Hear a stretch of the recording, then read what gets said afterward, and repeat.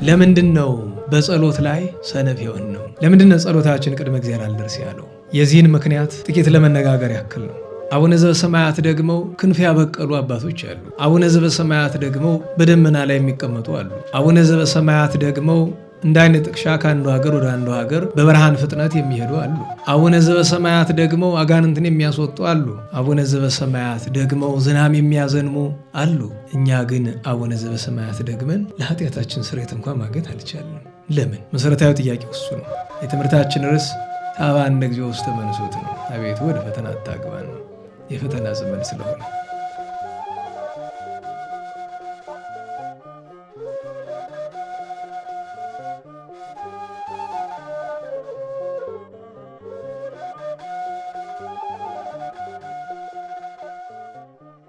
በስመ አብ ወወልድ ወመንፈስ ቅዱስ አሐዱ አምላክ። በስመ አብ ወወልድ ወመንፈስ ቅዱስ አሐዱ አምላክ።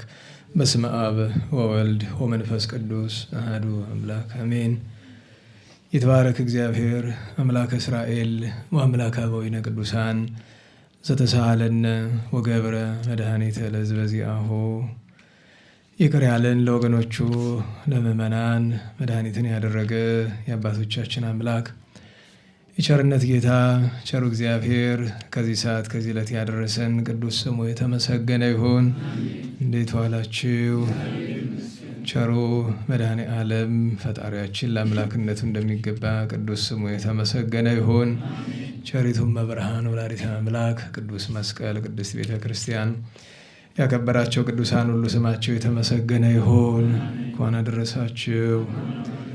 ቸሩ አምላካችን መድኃኒታችን ኢየሱስ ክርስቶስ ከቅዱሳን በረከት ያሳድርብን። የቅዱስ ሉቃስ ወንጌል ምዕራፍ 11 ቁጥር 1። ከዚህም በኋላ በአንዲት ቦታ ጸለየ።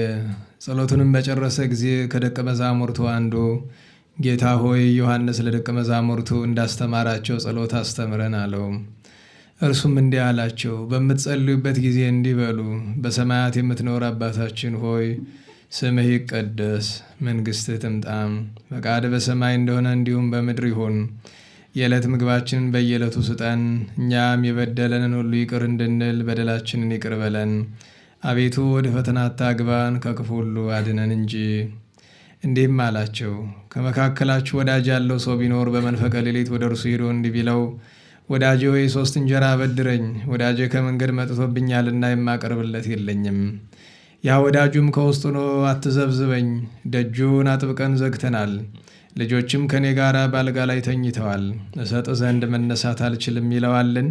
ወዳጁ ስለሆነ ሊሰጠው ባይነሳ እንኳ እንዳይዘበዝበው ተነስቶ የወደደውን ያህል ይሰጠዋል። እኔም እላችኋለሁ፣ ለምኑ ይሰጣችኋልም፣ ፈልጉ ታገኛላችሁም፣ ደጅ ምቱ ይከፈትላችኋልም። የሚለምን ሁሉ ይሰጠዋልና፣ የሚፈልግም ያገኛልና፣ ደጅ ለሚመታም ይከፈትለታልና። ከእናንተ መካከል ልጁ ዳቦ የሚለምነው አባት ቢኖር ድንጋይ ይሰጠዋልን? አሳ ቢለምነውስ በአሳ ፈንታ እባብን ይሰጠዋልን? ወይስ እንቁላል ቢለምነው በእንቁላል ፋንታ ጊንጥ ይሰጠዋልን? እናንተ ክፉዎች ስትሆኑ ለልጆቻችሁ መልካም ስጦታን መስጠት የምታውቁ ከሆነ የሰማይ አባታችሁማ ለሚለምኑት መልካሙን ሀብተ መንፈስ ቅዱስ እንዴት አብዝቶ ይሰጣቸው ይሆን? ስለ ቅዱስ ቃሉ ቸሩ እግዚአብሔር የተመሰገነ ይሁን። የተመሰገነ ይሁን። ዛሬ ስለ አቡነ ዘበሰማያት ከመካከል ኃይለ ቃል አንስተን ጥቂት ትምህርት እንወስዳለን። የቅዱሳንን ነገር እንነጋገራለን። ብዙ ጊዜ ከማዝንባቸው ነገሮች መካከል ትልቁ አንዳንድ ኃይለ ቃላትን ከመለመዳችን የተነሳ ምን ማለት እንደሆነ እንኳ ሳንረዳው ዋጋ ሳናገኝበት እንቀራለን። መድኃኒታችን ኢየሱስ ክርስቶስ በወንጌል እንደተጻፈ ደቀ መዛሙርቱ ጸሎት እንዲያስተምራቸው ሲጠይቁት ነቢያት የተናገሯቸው ብዙ ጸዋትው እያሉ በተለይ የዳዊት መዝሙር፣ የሙሴ የሌሎችም ቅዱሳን ነቢያት ጸሎት እያለ እርሱ ግን በዚያ ፈንታ ዛሬ ሁላችን በየቀኑ የምናደርሰውን በወንጌል የተጻፈውን አቡነ ዘበሰማያትን አስተማራቸው። አባቶቻችን ምነዋ የዳዊትን መዝሙር ጸልዩ፣ የነቢያትን መኃልየ አድርሱ አይላቸው ምን ቢሉ ጌታችን እየነገራቸው ያለው በውስጡ ብዙ ትምህርት ያለው ኃይለ ቃል ሆኖ የጸሎት ማህተም ነው። አቡነ ዘበሰማያትን ጸልዩ ማለቱ ሌሎች ጸሎቶችን ዘወትር ሲያደርስ ያዩታል። ምክንያቱም ገና ምዕራፉ ሲጀምር ከዚህ በኋላ በአንዲት ቦታ ጸለየ። ጸሎቱንም በጨረሰ ጊዜ ከደቀ መዛሙርቱ አንዱ ጌታ ሆይ ዮሐንስ ለደቀ መዛሙርቱ እንዳስተማራቸው ጸሎት አስተምረን ብለው አሉት። በዚህ ምክንያት ጌታችን ዘወትር ያስተማራቸው የዳዊትን መዝሙር የመሰለ ጸሎት እያለ ማህተም የሚሆን የጸሎት መዝጊያ የሚሆን ከጸሎቶች ሁሉ የሚበልጥ ጸሎትን አስተማራቸው። ይኸውም አቡነ ዘበሰማያት ይባላል። ነገር ግን አቡነ ዘበሰማያት ደግሞ ክንፍ ያበቀሉ አባቶች አሉ።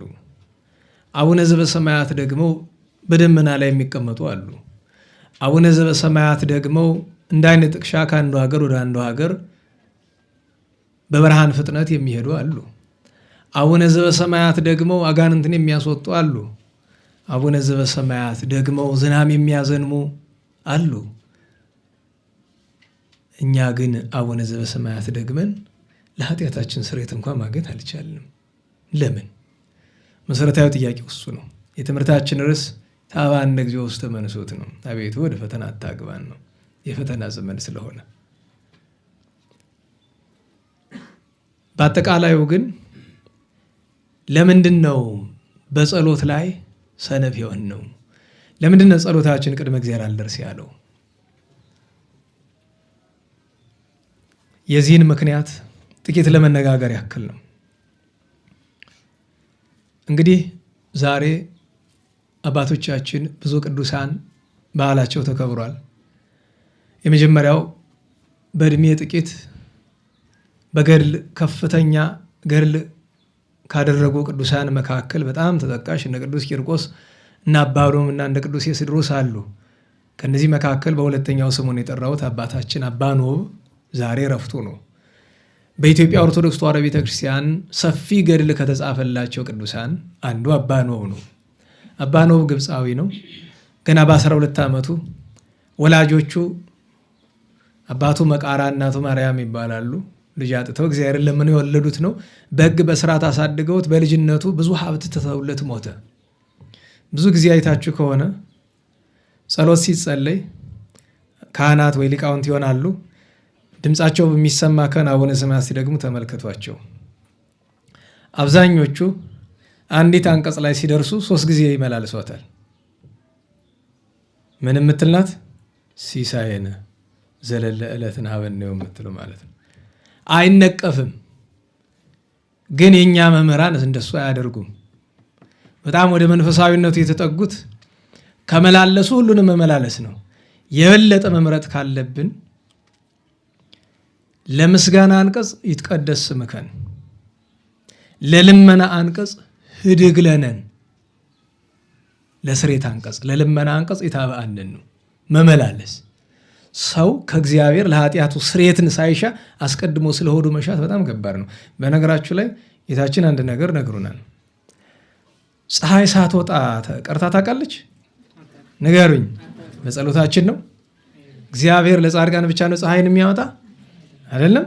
በነገራችሁ ላይ ፍጥረቱን ሁሉ የሚመግብ እግዚአብሔር ስለለመን ነው አይደለም የሚመግበን። መጀመሪያ ደረጃ ለምን? ባህሪው ምንድን ነው? በባህሪው እግዚአብሔር ምንድን ነው?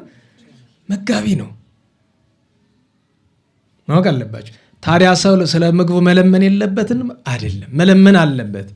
መለመን እንዲገባማ ራሱ ነገረን እኮ ሲሳየነ ብሎ። በእርግጥ ሲሳየነ ሲል ምስጢሩ ወይም የዕለት እንጀራ ወይም የዕለት ምግብ ስጠን ብሎ ሲል ስለሚታየው እንጀራ ሳይሆን በምስጢሩ ሌላ ነው። እንጀራ የተባለ ቃለ እግዚአብሔር፣ እንጀራ የተባለ በጎ ስራ፣ ከምንም በላይ እንጀራ የተባለ የሕይወት እንጀራ ነኝ ስላለ መድኃኒታችን እንጀራ የተባለ ቅዱስ ሥጋው ክቡር ደሙ ነው።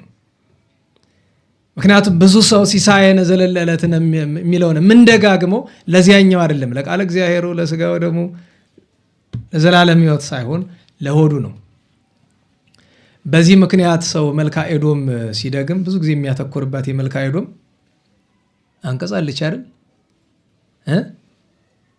እንዴት ዋለች? መልክአ ኤዶም ማንሻው ምንድን ነው?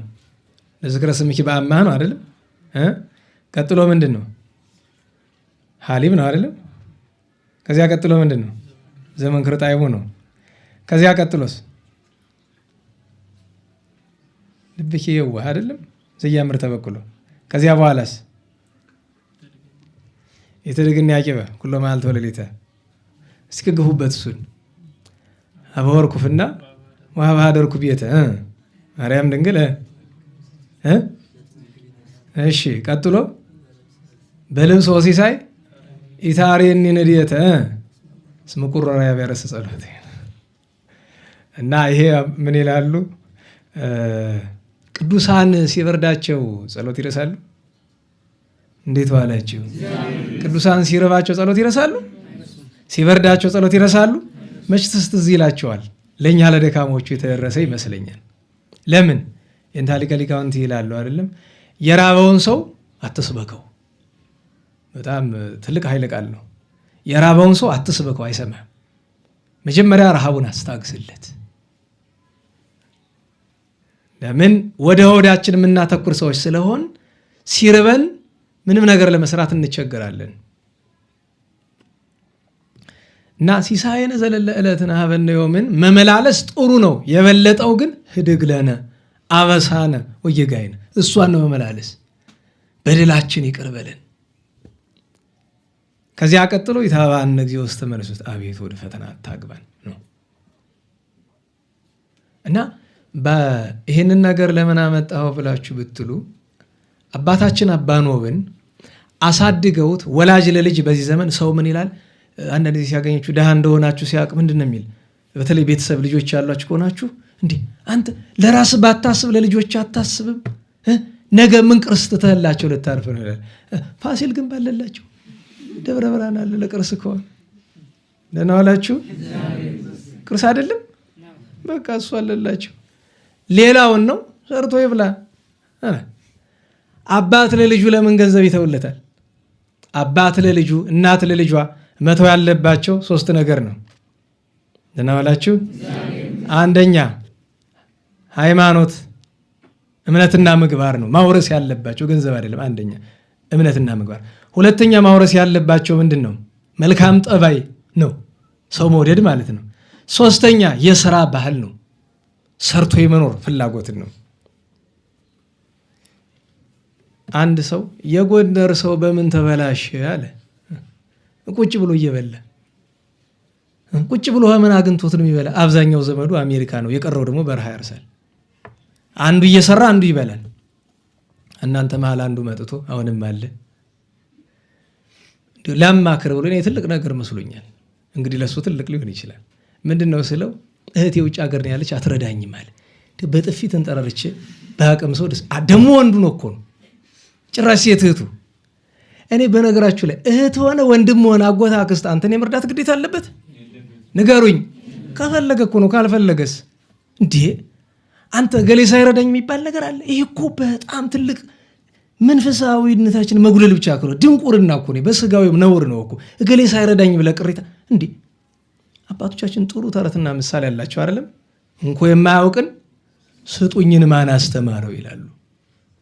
ውጭ ሀገር ያሉ ወንድም እህቶቻችን ችግራቸው ይሄ ነው። የሚገርማችሁ ነገር አይረዱንም ብለው ዘመዶቻቸው አያናግሯቸው። ሰርተ ብላ አንዳንዱ ደግሞ ውሰጅኝ ይላል። በራስ መንገድና ከፈለክ እሷን የላካት እሱ ነው ንገሩኝ። እና ያላካትን ውሰጅ የሚላት ምን ብሎ ነው?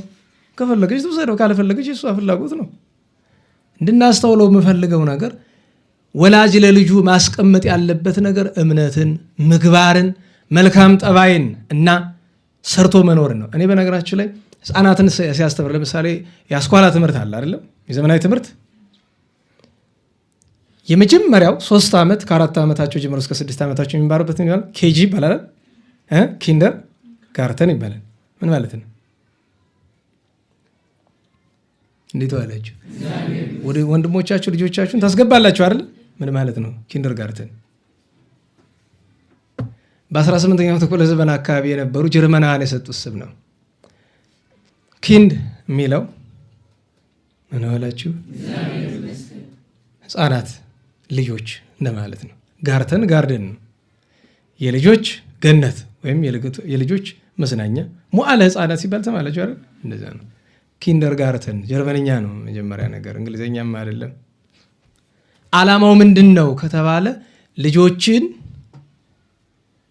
የትምህርት ፍላጎት እንዲያሳድሩ ወይም ይሄ ላይፍ ስኪል ይባላል አይደል? መኖር፣ መግባባት፣ እንደዛ አይነት ነገሮችን ማስተማር ነው። በምን በጨዋታ መልክ ዘመናዊ ነገር ነው ነገር በጨዋታ መልክ ከሰው ጋር እንዴት እንደሚገናኙ ትምህርት እንዴት መያዝ እንዳለች እንደዛ አይነት ነገሮችን ማስተማር ነው። የሚገርማችሁ በተለያየ ዓለም የተለያየ አሰጣጥ አለ። ለምሳሌ በጣም በዚህ ትውልድ በመስራት ደረጃ የተሳካላት የምትባል ጃፓን ናት። ግን ጃፓን የተሳካላት ወጣት እስከሚሆነው ድረስ ነው። ከዛ በኋላ በጣም ችግር ነው። ምክንያቱም ጃፓን ውስጥ ታውቃላችሁ በዓለም ራሳቸውን የሚያጠፉ በጣም ብዙ ሰዎች የበዙባት ሀገር አንዷ ጃፓን ናት። ምክንያቱ ምንድነው ሲባል የህይወት ትርጉም ይጠፋባቸዋል። ምክንያቱም አይረባቸውም፣ አይጠማቸው፣ ሁሉ ነገር የተሟላ ነው አይደለም። ሰው እኮ ለሆድ አይደለም የሚኖሩ። እኛ እኮ የተፈጠርን ለሆድ አይደለም።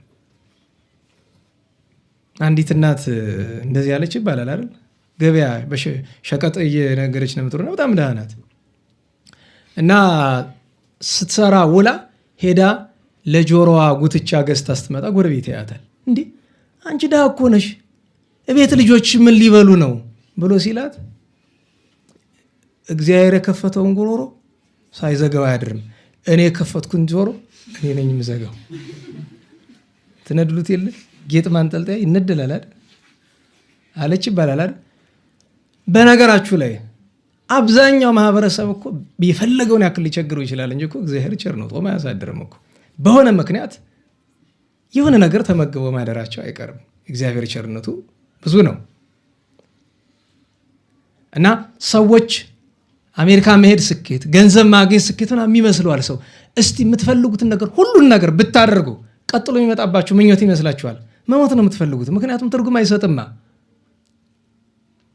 ሀብታሞች ስታዩዋቸው በመብላት በመጣት አርኮ አይደለም የሚደሰቱ። ለምን? ስለማያጡት። ሰው ባለው ነገር እኮ መደሰት አይችልም፣ ሰነፍ ነን። እና እዛ ሀገር ላይ ግን ለጥሩ ተሞክሮ የሚሆን ህፃናትን ሲያሳድጉ የሚያደርጉት ነገር ይገርመኛል። ምናልባትም እዚህ ከትምህርት ስራ ጋር የተያዘ ስራ የምትሰሩ ካላችሁ እወቁበት። ጃፓን ውስጥ በሶስቱም የመዋዕለ ህፃናት ደረጃም ሆነ እስከ 4ኛ ክፍል ድረስ ተማሪዎች የሚማሯቸው ነገሮች 3 ናቸው። ዘመናዊ እውቀት ነገርም ይሰጧቸዋል። ግን እዛ ውስጥ የተከለከለ ነገር ፈተና የለም፣ አይፈትኗቸውም። ይህ ግሬድ የሚባል ነገር ውጤት ከ100 አመጣል ከ10 አመጣል የሚባል ነገር የለም። ምክንያቱም ህፃናትን የሚገላቸው እሱ ነው። የኛ የኢትዮጵያ ስነ ትምህርት በሙሉ የተበላሸበት ምክንያት እሱ ነው። አንድን ተማሪ ጎበዝ የምንለው ከ199 100 ስላመጣ ነው አይደለም። እሱ እኮ ጉብዝና አይደለም፣ የቁጥር ጉዳይ ነው። ለዛ ነው አብዛኛው ሰቃይ ተማሪ ብላችሁት ቁም ነገር ያለው ነገር መሰራት አይችልም። ሰቃይ ነው ግን ቁም ነገር ያለው ነገር መስራት አይችልም። ቢበዛ አብዛኛው የኛ ሰቃይ ሙያው ምንድን ነው? እዛው ትምህርት ቤት እዛው ሌክቸር መሆን ነው። እዛች የለቀማትን ነገር ለመድፋት ማለት ነው። ነገር የለም። ጥናት አድርጎ ሀገር የተቸገረችበትን ነገር መፍትሄ የሚያመጣ ሰው ታውቃላችሁ? የሁሉ ፕሮፌሰር የሁሉ ዶክተር ምንድን ነው የሚሰራ? ደህና ዋላችሁ። በሺህ የሚቆጠሩ ዶክተሮችና ፕሮፌሰሮች አሉን አይደለም? ለኢትዮጵያ ችግር ጠብ ያደረጉት ምንድን ነው? እነ ዶክተር አክሊሉ ታውቃላችሁ አይደለም? አክሊሉ ለማ አይደለም? ስማቸው ሲጠራ ምን ትዝ ይለናል? ቢላርዚያ አይደለም? እንደዚያ ነው አቁም ነገር። ይሄ ሁሉ ዶክተር ፕሮፌሰር በየዘርፉ ያለው ምንድነው የሚሰራ? ተማሪን የሚያስተምር፣ ያውም ቆሎ የሆነ ተማሪ ማለት ነው። ቆሎ 2 ነገር አለው። አንደኛው ስትሉት ምን ይወጣዋል? ገለባ። ከዛ አልፎ ቀጥሎ ምንድነው የሚደረገው? ወይ ለመበላት ወይ ለመከካት ነው። ሌላ ነገር የለው። እኛም ትውልድ ለመበላት የተዘጋጀ ነው፣ ለመከካት ፎርማቲው እኔ ዝም ብዬ ቁጭ ብዬ አስበዋለሁ። 12 ዓመት ልጆች የሚማሩትን ነገር ጭምቅ ብናደርገው የ1 ዓመት ትምህርት አይወጣውም እኮ። አንድ ሰው ሁሉንም ሳብጀክት የማወቅ ግዴታ አለበት? ንገሩኝ። የሚያስፈልገው ከሳይንስ ጥቂት ነገር፣ ከሂሳብ ጥቂት ነገር አይደለም፣ ከቋንቋ ጥቂት ነገር፣ ከታሪክ ጥቂት ነገር፣ ከማህበረሰብ ከጂኦግራፊ ጥቂት ነገር ትሰጠውና ከዛ በኋላ ዘርፉን ለይተህ በሙያው ልክ ብቻ መስደድ አይደለም እንጂ። እስቲ በሞት ልጠይቃችሁ፣ 12ኛ ክፍል የጨረሳችሁ እስቲ በሉ፣ ሰዓት አትግደሉብን፣ ከፍ አድርጉት። አረ በደንብ እሺ፣ አውርዱት። ከ1 እስከ 12 ከተማራችሁ ትዝ የሚላችሁን እስኪ ንገሩኝ። አለ? ፎርማሊቲ ነዋ። የለም። እኔም ትዝ አይለኝም። በነገራችሁ ላይ የምኖረው ኑሮ ቤተክርስቲያን ባስተማረችኝና በግል ጥረት ባነበብኩት ነገር ነው እንጂ አንደኛ እስከ 12ኛ ከዛ በኋላም ኮሌጅ ዩኒቨርሲቲ የተማርኩት ትምህርት እችን ታክል ትዝ የሚለኝ የለም። ለምን የኢትዮጵያ የትምህርት ሂደት 99.9% ፌለር ነው። ለምን ብትሉ ኮፒ ነው፣ ከማይሆን ቦታ ነው ያመጣ ነው። በነገራቸው ላይ ትምህርት ስኬታማ የነበረ በስነ ምግባር ስላልያዙት ነው እንጂ ትምህርት ስኬታማ የነበረ በቀዳማዊ ኃይለ ሥላሴ ዘመን ነው። በጣም ስኬታማ ነበር በጊዜው። ከሰውም መጥቶ ከሰው ሀገርም መጥቶ እንዲሁ አያያዙን አውቀውበት ነበረ እና በእውነቱ ትውልድ መተካ ሲታሰብ ለልጅ በሚለው ነው። ከሁሉ በላይ አንድ ሰው ዶክተር ከሚሆንና እውነተኛ ሰው ከሚሆን የትኛው ይሻለዋል? ሰውነቱን አጥቶ ህሊናውን አጥቶ ዶክተርና ፕሮፌሰር ምን ያደርጋል? ዩኒቨርሲቲዎቻችን ሰው ያመርታሉ? ስንት ነው? 40 ምናምን ነው አይደል ዩኒቨርሲቲ ያለ የሚባል ኢትዮጵያ ውስጥ ሰው የሚያመርት ዩኒቨርሲቲ ታውቃላችሁ? የለም፣ ዲግሪ ነው። አንድ ወንድማችን የሚለው ነገር አለ አይደል? የኛ ሀገር ትምህርት በደንብ ታደነቁረውና የሚገባውንም የማይገባውንም ነገር ሰጠ ታደነቁረውና ለድንቁርናው ሽልማት ዲግሪ ትሰጠዋል። አደንቁረህ ዲግሪው ለድንቁርና ማለት ድንቁርናውን እንዲወደው በቃ። እና ታዲያ አደባባይ ይወጣልና ሳይማር ያስተማረንን ማህበረሰብ ይላል። እንዴት ዋላችሁ? ሁለት ስህተት። ሳይማር ብሎ እውነተኞቹን ትክክለኛ አዋቂዎችን እንደሱ ዘመናዊ ፊደል ያልቆጠሩ ግን እውነተኛ አዋቂዎችን ይሳደባል። ሳይማር ብሎ ያስተማረኝ ብሎ ራሱ እንደመሩ ይቆጥራል። ሁለት ስህተት። እና ዘመናዊ ትምህርት የምትማሩ ሰዎች ይወቁበት። ሰብዕናችሁ ላይ አተኮሩ። ልንገርህ፣ ስትሬት አምጥተህ ፎር ይዘህ ብትመረቅም ያው ተመረክም። በነገራችሁ ላይ ሰቃይ ተማሪ ሆኖ እኮ የሚለምኑ አሉ። አታውቁም? ሰቃይ ተማሪ ሆኖ እኮ አረብ ሀገር ተቀጥሮ እኮ ቤት ሲጠርጉ የሚውሉ ሞልተዋል። እንዲህ አንዳንድ ጊዜ የሥራ ማግኛ ቀዳዳ ነው ብለህ አስበህ እኮ ነው። ማለት በትምህርት ጥሩ ውጤት ማውጣት መጥፎ ነው እያልኩ አይደለም። የሚቀድመው ግን አለ። የሚቀድመው ሰብዕና ነው፣ ሰውነት ነው የሚቀድመው። የሀገራችን ትምህርት ፌለር የምታውቁት ስነ ዜጋ የሚባል ትምህርት ነበር አይደል? አታስታውሱ? በጣም የሚቀፍ ትምህርት ማለት እሱ ነው። እኔ በህይወት የማስታውሰው። በነገራችን ላይ እኛ በምንማርበት ጊዜ አልነበረም። ያገኘሁት መቼ ነው? እኛ ኮሌጅ የገባነ ጊዜ ነው የመጣ። ከዛ በኋላም ደግሞ አስተማሪ በማስተምርበት ጊዜም ነበረ እና ለስነ ዜጋ ትምህርት የሚመረጡ ሰዎች መጀመሪያ ስልጠና ይሰጣቸዋል። የምን ስልጠና? የካድሬነት ስልጠና። አስተማሪ ስለነበርኩ ስለማውቀው ብዬ ነው። እና የሚሰጠው የውስጡ ትምህርት ያለውን የወቅቱን መንግስት እንዳትቃወም እንድትደግፍ ነው እንጂ ሰው እንድትሆን አይደለም፣ ኢትዮጵያዊ እንድትሆን አይደለም። ቅድም ብያቸዋለሁ። ወላጅ ለልጆቹ እምነትና ምግባር ያወርስ ምን ማለት ነው? እምነት ማለት እኮ ፈሪሃ እግዚአብሔር ማለት ነው። እግዚአብሔርን የሚፈራ ማህበረሰብ ያስፈልጋል። ቀጥሎ ምግባር ነው፣ በጎ ስራ እኮ ነው። ቀጥሎ ምን ያስተምራልኩኝ? ጠባይ፣ መልካም ጠባይ። ቀጥሎ የሥራ ባህል። ኢትዮጵያ ውስጥ በአብዛኛው ሀብታም የሚባለው ዲግሪ ያለው ነው የሌለው ነው? ገንዘብ ፈልገህ ከሆነም እኮ ዲግሪው መንገድ አይሆንም። በእውነቱ ዲግሪ አትያዙ እያልኩ አይደለም። ለፎርማሊቲው ያዙት፣ ችግር የለውም። ስትሬት አታምጡ አይደለም፣ አምጡ፣ ለፎርማሊቲ ይሆናቸዋል። ነገር ግን በምድርም በሰማይም የሚጠቅም ነገር አይደለም። እቺ ዓለም እኛ አናታችን ላይ ሰራችብን ነው እንጂ ነገርኳችሁ። የ12 ዓመቱን ትምህርት ጭምቅ አድርጋችሁ በጥቂት ጊዜ ያልቃል። ለምን የሰው ህይወት ይባክናል? እድሜው ደህና ዋላችሁ። እግዚአብሔር መድኃኔዓለም እንዲያው በቸርነቱ ይደግፈን። ምክንያቱም አሁን የምታዩት ሀገር ብጥብጥ የሚል ማን የፈጠረው ነው? 3 አካላት የፈጠሩት እኮ ነው። አሁን ያለነው ትውልድ 3 አካላትን የፈጠሩን መጀመሪያ ወላጆች ናቸው እንዲህ ያደረጉን እኮ። ምክንያቱም ወላጆች ልጆቻቸው ተሳካላቸው ብለው የሚያስቡት ወይ አሜሪካ ሲሄዱ ነው ወይ ዲግሪ ሲጭኑ ነው፣ ካልሆነ ደግሞ በምንም ይሁን በምንም ገንዘብ ሲያገኙ ነው። በነገራቸው ላይ ስርቆትን ጨምሮ ማለት ነው። እኔ ያውቃለሁ እዚህ ሰፈር ልጆቻቸው እንደሚሰርቁ ማጅራት እንደሚመቱ እያወቁ ያንን የሚያበረታቱ እና ማጅራት መትተው የሚገቡበትን ሰዓት ስለሚያውቁ በር ከፍተው ተንከባከበው የሚያስገቡ። ከነዚህ መካከል አንዱን የሚገርማችሁ ነገር ልጅየው ማጅራት የሚመታው ቢያጣ ጠብቆ የገዛ አባቱን ታንቲራውን ብሎ ጥሎታል። ደግ አደረገ አትልም? ያሰኛል እኮ። በራሱ ሲደርስበት ግን ኋላ ቀበሌ ላይ ስብሰባ ተዳረገ።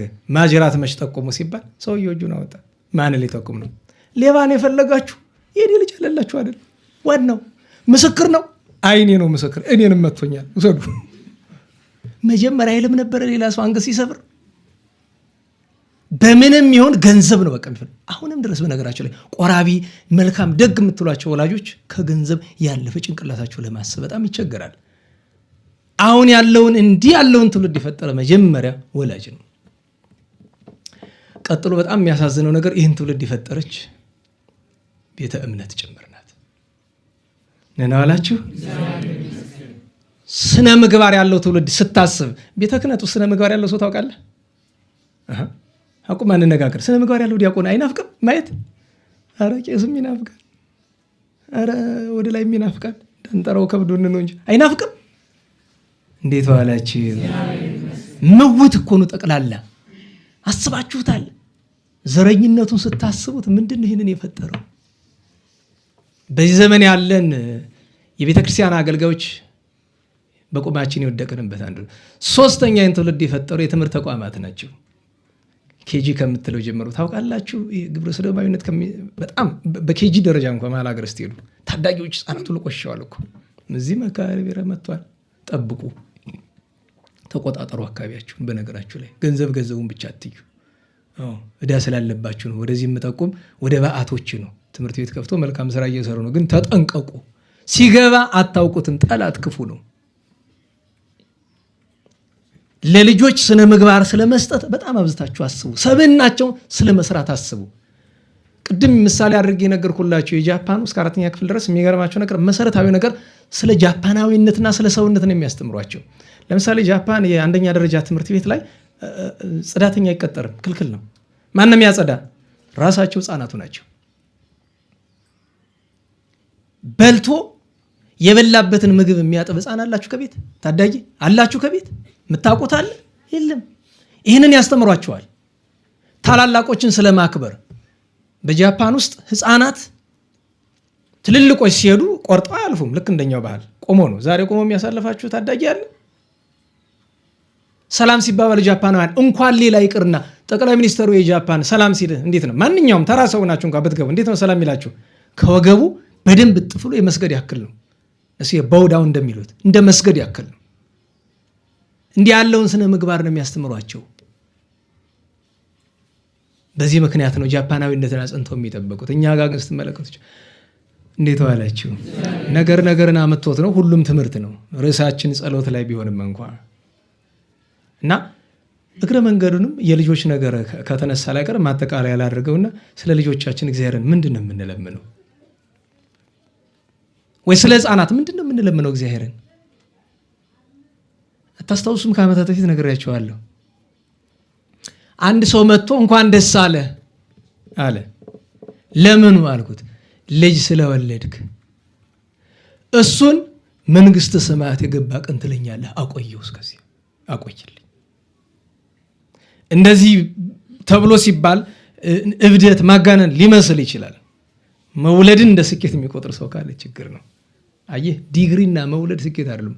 ዲግሪ እውነተኛ ትምህርት ከሆነ የተማርከው ሰርተ ፍሬ አፍርተ አገር ወገን ስትጠቅም ያን ቀን ነው ኮንግራጁሌሽን መባል ያለብህ እንጂ የሆነ 4 ማዕዘን ጥቁር ጨርቅ አናት ላይ ስለለጠፍክ አይደለም። የሆነ ወረቀት የሆነ ሰርቲፊኬት ስለተሰጠ አይደለም። ስኬት እሱ ነው አይደለም። ባረባ ነገር የምንረካ ሆነናል። እና አንድ ወላጅ ስኬታማ የሚባል ቅዱስ የሆነ ልጅ ይህን ሁሉ ያመጣ ነው ባባ ነው አይደል? ቅዱስ የሆነ ልጅ በማሳደግ ነው። እና ወላጆቹ የተውለት ንብረት አይቆጠርም። ልክ በቴክታና በጥሪቃ እንደሚባለው በከብት ጆሮ ሁሉ ሊታሰር የሚችል በጣም ብዙ ነው ወርቅና ብር። እና ያስተማሩት ትምህርት እነሱ ካረፉ በኋላ ሲመለከተው አኮኑ ዝንቱ ሁሉ ኃላፊ ወእቱ፣ ይሄ ሁሉ እኮ ኃላፊ ነው፣ ቀሪ ነው፣ ምን ያደርግልኛል አለና እስቲ ለነፍሴ የሚበጀኝ ልፈልግ ብሎ ቅዳሴ ላይ ያስቀድስ ገባ። ልክ አባ እንጦንስ እንደሰማው እሱም ቅዳሴ ላይ ሰማ። ያችን ኃይለ ቃል ሁሉን ተተከተለ የምትለውን ኃይለ ቃል እያሰበ ካህኑ ሊሰብክ መድረክ ላይ ሲወጣ እሱ ቁጭ አለ ከታች። ልጆች ክርስቶስን አምላካችሁን በምንም ነገር እንዳትለወጡ ደማችሁን አፍሱ እንጂ ሲል ሰማው። ጥሩ ካህናት ያስፈልጉናል። ከቤቱ ተመለሰ። ቅንጣት ታክል አላሰበም፣ አላመነታም። ያለውን ንብረት በሙሉ አልኳችሁ 70 ነገር ሳያስተርፍ ከለበሳት ልብሶች ለድሆች ያካፈለ። ከዚያ በኋላ በአባ ኖብ ሕይወት ውስጥ ያለፈው መከራ እንኳን እኛ ለሰማዕታቱም ይከብዳቸዋል። አብረውት ለተሰቃዩ ብዙ ሰማዕታት በዚህ ቅዱስ የመከራ ዘመን ውስጥ የተሰዉ ቅዱሳን ሰማዕታት እኮ ወደ 190,000 ይደርሳሉ። በነገራችሁ ላይ ለረጅም ጊዜ ስለሆነ የተሰቃየ አንድ ጊዜ ይሄን ያልሽ አንድ ጊዜ ያን ያልሽ እየሆኑ በየአገሩ የሚገርማችሁ ነገር እንዴት ዋላችሁ? አስቡት እናንተ ልጆች ወልዳችሁ ሁላችን ልጆች ወልደን በከረሜላ የሚታለሉ ልጆች ነው የምናሳድገው። በረባ ባረባ ሴቶቻችንን ሹገር ዳዲ ይባላል አይደል? ገንዘብ አሳይተው ድንግልናቸውን የሚያጠፉባቸው፣ ለገንዘብ ጉጉት ያላቸው፣ ለመልኳ አብዝታ የምትጨነቅ እንደዛ አይነት ልጆች ነው የምናሳድግ ሁላችንም። ጥፋቱ የኛ ነው። ለምን? እኛ ራሳችን ስላልተሰራን ነው መስራት ያልቻልነው። እና በአንዱ ሀገር እጁን እግሩን ሲቆርጡት፣ ቆዳውን ሲልጡ፣ የደም ስሮችን ሲያወጡ፣ በመጋዝ ሲቆርጡት ይቆዩና ይደክማቸዋል። እሱ አይደክምም። ለምን? ልቡ በእግዚአብሔር ፍቅር የተያዘ ነው። ምድራዊውን ነገር ሁሉ የናቀ ስለሆነ እነሱ ድክም ሲላቸው እስቲ ወደ ሌላ ሀገር ላከው፣ ወደ ሌላ ሀገር ይልኩታል። ደሞ በዛ ያሰቃዩታል። ደሞ በዛ ያን ሁሉ ቻለ፣ ታገሰ፣ ደሙ እንደ ውሃ ፈሰሰ። በትዕግስት ሁሉንም ድል አድርጎ ቅዱስ ሚካኤል ረዳት ሆኖት መድኃኒታችን ተገልጦ 3 አክሊል አቀዳችሁት። በዚህች ቀን ሰማዕትነት ተቀበለ። እግዚአብሔር በረከቱን ያሳድርብን። የታወቀ ጸሎት አለው ጊዜ የሚጸለው ጌታዬ ሆይ ቸር መልአክን ሚካኤልን ላክልኝ ይላል። ሌላኛው ቅዱስ ዛሬ አባታችን አባ ዘዮሐንስ ነው። የክብራን ገብርኤሉ ባጭር ማን ነው መድረክ መሪ ዛሬ? እስቲ ስም ምረጥ። ማንኛው ይሻላል? ጽራግ ማሰሬ፣ ቄስ አፄ፣ አቃቤ ሰዓት ማንኛው ይሻላል? ቄስ አፄ አላወቅበትም። ስራ መድረክ መሪ ስራው ምንድን ነው? አቃቤ ሰዓትነት ነው አይደለም? አዎ አቃቤ ሰዓትነት ነው። 15 ደቂቃ ሲቀር አስታውሰ ሄደ ነበር። ኦልሬዲ ቀርቷል። አሁን ደርሷል። ጎንደር ውስጥ በዚህ እግረ መንገዴን ከመጣ ልንገራችሁ፣ ስራዬ ብዬ ልንመናገር ልረሳው ስለምችል ጎንደር ውስጥ 44 አድባራት አሉ አይደል? ዋኖቹ የሚታወቁት ከ44ቱ አድባራት መካከል አብዛኞቹ 20 ምናምን የሚሆኑት የአለቃው ስም አለቃ ነው። መጋቤ ምናምን መላከ ምናምን የሚባል ነገር አልነበረም። አለቃ ነው። ለሰላም ብዬ ጊዜ ያለቃው ስም ምንድን ነው? አለቃ ነው። የተወሰኑ አድባራት ግን ለየት ያላላቸው። ለምሳሌ የፊት ሚካኤል አለቃው ትክክለኛ ስም ማን ነው? ሊቀ ዲያቆን ነው። ያቦም የገብረ መንፈስ ቅዱስ ሊቀ ዲያቆን ነው። ለየት ያለ እንግዲህ ሁለቱ ለየት ያሉ ናቸው። መጀመሪያ የወጣላቸው እነሱ ስለሆኑ ማለት ሊቀ ዲያቆን። ከዛ በኋላ ለምሳሌ ቄስ አፄ የሚባል አለቃ ጎንደር ውስጥ የማን ነው? ቄስ አፄ የአደባባይ ተክለ ሃይማኖት። ጽራግ ማሰሬ የማን ነው? የትኛው አለቃ ነው? ጎበዝ እስቲ ና።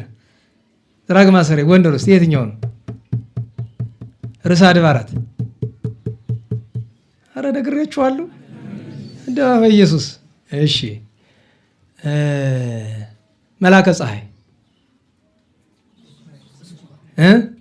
መጀመሪያ ሩፋኤል ነበር፣ ኋላ ቁስቋማ። እሺ መላከ ብርሃናት ይሄ ጥንቴ ነው። በቃ አድባራቱ ሲታነጹ ጀምሮ ነገስታቱ የሰጡት ስም ነው። መላከ ብርሃናት አራት ፍሩ ደብረ ብርሃን ስላሴ። እሺ ጸባቴ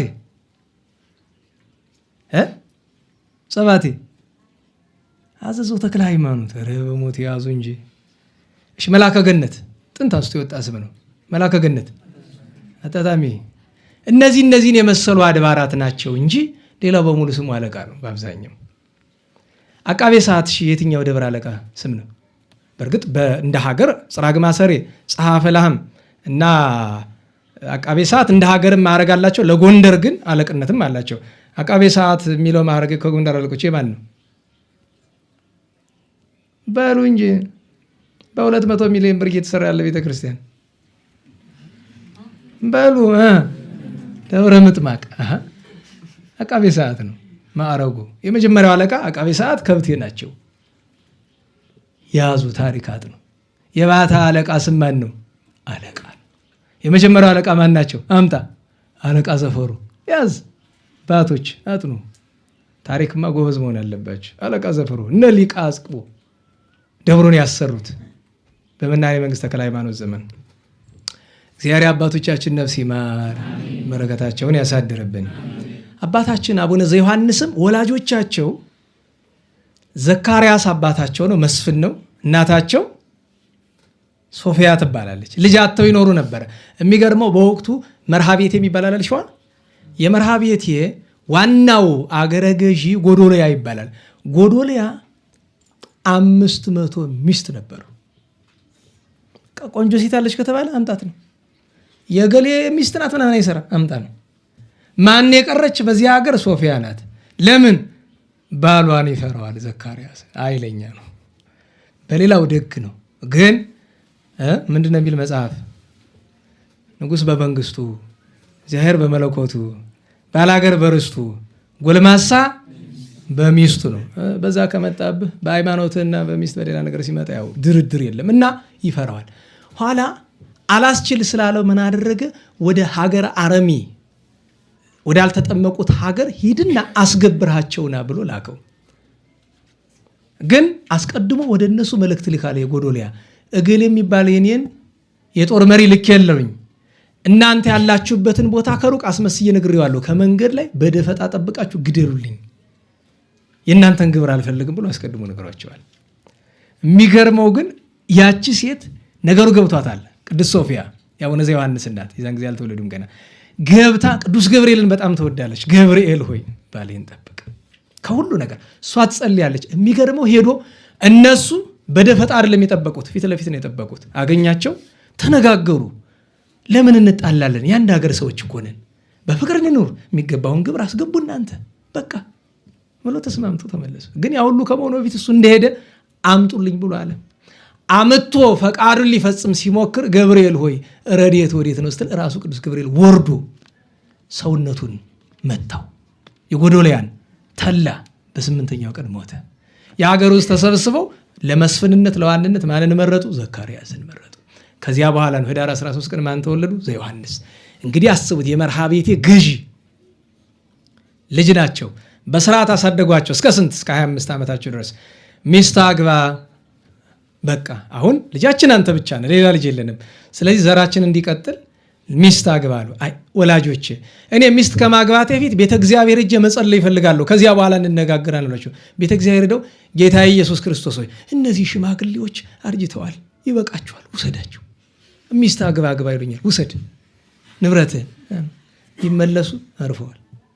ቀብረው ሀብት ንብረት ነሽ ያን ሁሉ ነገር ተሾመ፣ አንተ የደግ የቅዱስ ሰው ልጅ ነህ፣ አንተ ምራናል። የለም ለሌላ ሰው ስጡት። ሀብት ንብረቱን በሙሉ ለድሃ መጽውቶ አንድ በረሃ ገባ። እመቤታችን ተገልጣ ሄድ እንጂ ደብረ ሊባኖስ አለ። የዛን ጊዜ አቡነ ተክለ ሃይማኖት ካረፉ በአማካኝ 30-40 ዓመት በኋላ ይሆናል። ሄደ። አቡነ ሕዝቅያስ ነበሩ እዚያ ለ25 ዓመት ቅዱሳን እያነጋገሯቸው የአቡነ ተክለ ሃይማኖትን ክቡር ስጋ እያጠኑ ኖረዋል። ከዚያ ጌታችን ተገልጦ 3 ጊዜ በደመና ኢየሩሳሌም ወስዶ እዚያ እንዲቀድሱ አድርጓቸዋል። ኋላ ግን ትግራይ ሄድና 2 ተግባር አለ አላቸው። የመጀመሪያው ተግባር ስብከት ነው። ትግራይ ሄደው አስተማሩ፣ ዘከሩ፣ ታምራት አደረጉ። ከታምራታቸው አንዱ እንደዚያ ትግራይ ያሉ አንድ ድሃ ሰው አንዲት በሬ ያለችው ሽፍቶች አርደው በሉበት። ናዛ ተቀቅሎ እየፈላ ያለ ያንተን አይደለም ማለት እና አቡነ ዘዮሐንስን ይዳኙኝ አላቸው። እና ሄደው እናንተ ለምንድን ነው የሱን በሬ አርዳችሁ ብላችሁ? ኧረ የሱ አይደለም ይሄኛ ነው። ምን ማረጋገጫ አለ ነው ነገሩ አይደለም። ከዛ ምን አለው? አንተ በሬ ሆይ በጌታችን በኢየሱስ ክርስቶስ አዝሃለሁ ውጣና መስከር አሉት። ከዚያ የተቀቀለው የተቆራረጠው ተነስቶ ኧረ ንብረቴ ባለቤቴ ይሄኛው ነው፣ በግፍ እነዚህኞቹን አርደው ይጠበሱኛል። ሁለተኛው ስራቸው ምን ነበረ? በሽታ ታመው ብዙ ተኙ። ከዚያ ኢየሩሳሌም ደርሰው ሲመለሱ ኢየሩሳሌሙ ጳጳስ ምን አላቸው? ሂድ ወደ ደራ ወደ ጣና አላቸው። መጥተው እዚያ ቦታ ሲደርሱ ማን ያገኛሉ? የተባረኩ ባልና ሚስት። ማንና ማን የሚባሉ? መስቀል ክብራና ገብርኤል የሚባሉ። በነገራችን ላይ ክብራን ገብርኤል የሚባልበት ምክንያት እሱ ነው። ክብራ የሚስቲቱ ነው። ገብርኤል በእርግጥ በመልአኩ ቅዱስ ገብርኤል ነው፣ ግን የእሷን ባል ስሙ ገብርኤል ነው። በጣም የተባረኩ እና በኋላም አቡነ ዘዮሐንስን እንግድነት ተቀብለው ዛሬ የምናውቃትን ክብራን ገብርኤልን ካሳያቸው በኋላ አቡነ ዘዮሐንስ ቆመው ሲጸልዩ ለረጅም ጊዜ ስለሚቆሙ እግራቸው ይቆስል ነበረ በጣም እና እነ ቅድስት መስቀል ክብራ እየመጡ እያዩአቸው ያለቅሱ ነበር። ኋላ አባታችን አንተ እንደምን መስል ነው ሀብት ንብረታቸው መጽቶ መጡ። ገብርኤልን አባ ገብርኤል ተብሎ ከሳቸው ጋር ሆነ መስቀል ክብራን እንጦንስ ኢየሱስ የሚባል መንታ ናቸው። ደሴቶቹ የምታውቋቸው ካላችሁ እንጦንስ ኢየሱስ ሰደዷት። እሷ የሴቶችን መምኔት ሆነች።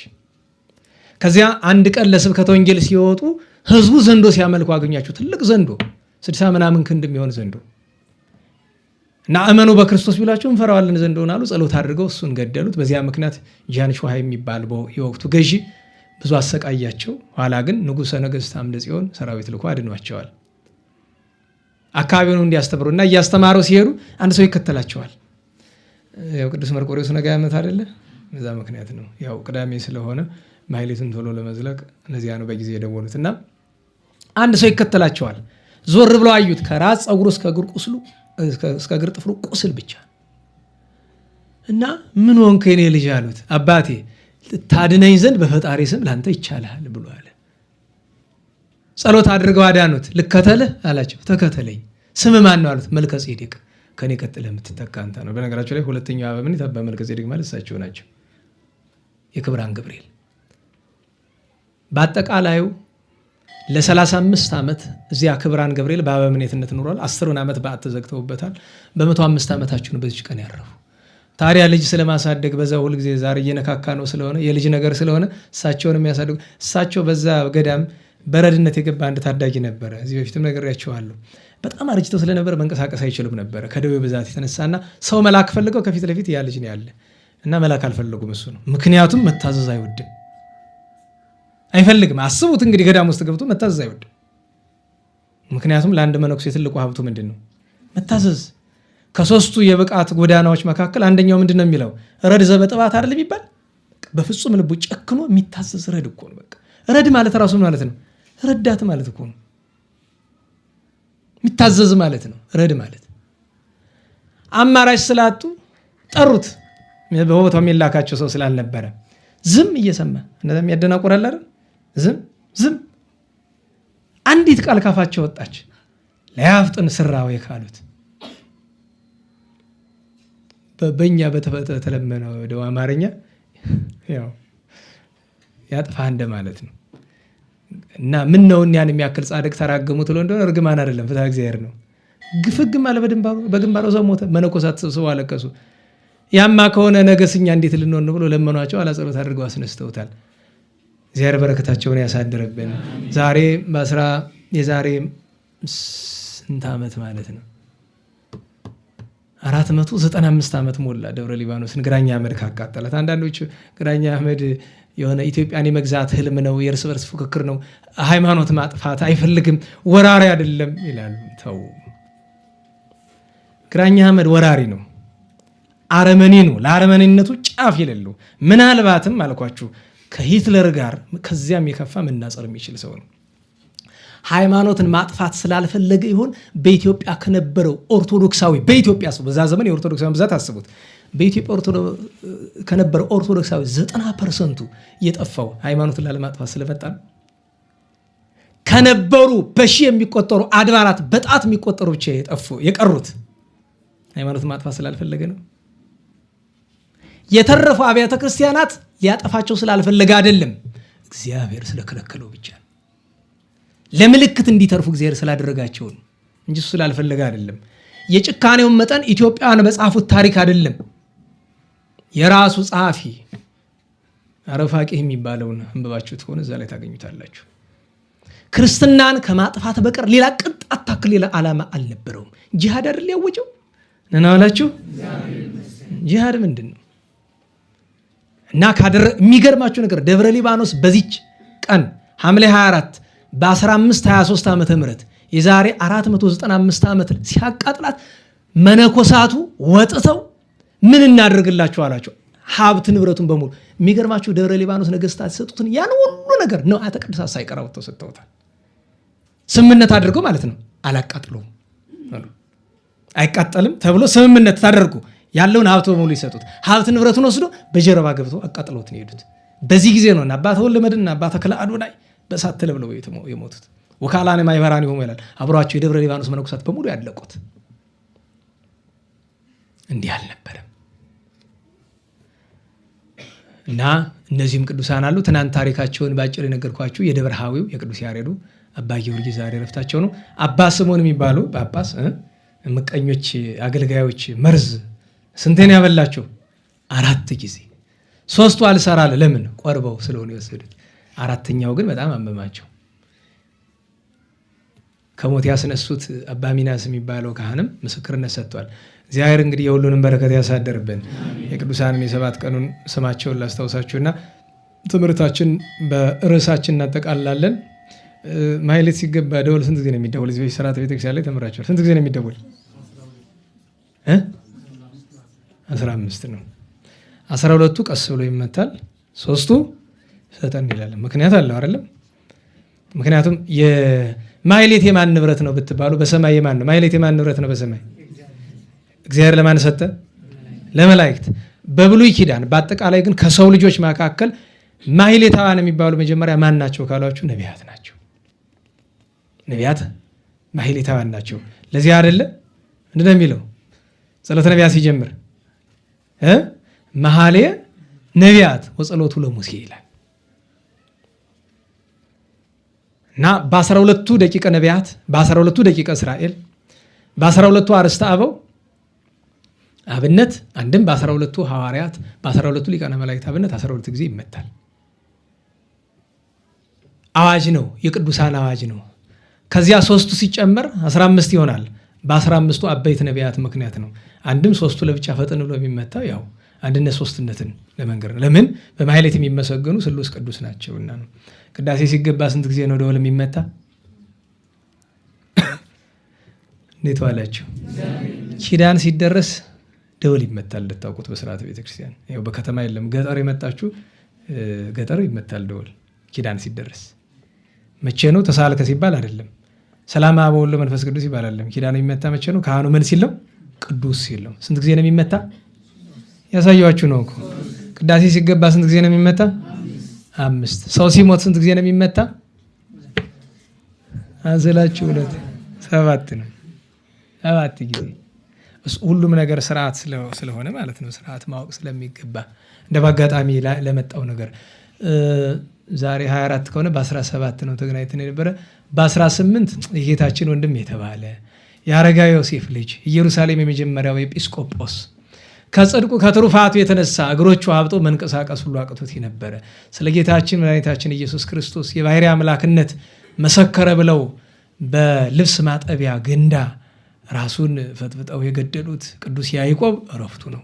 ሰማዕቱ ቅዱስ አትናቴዎስ ዘብሔረ ቁልዝም እረፍቱ ነው።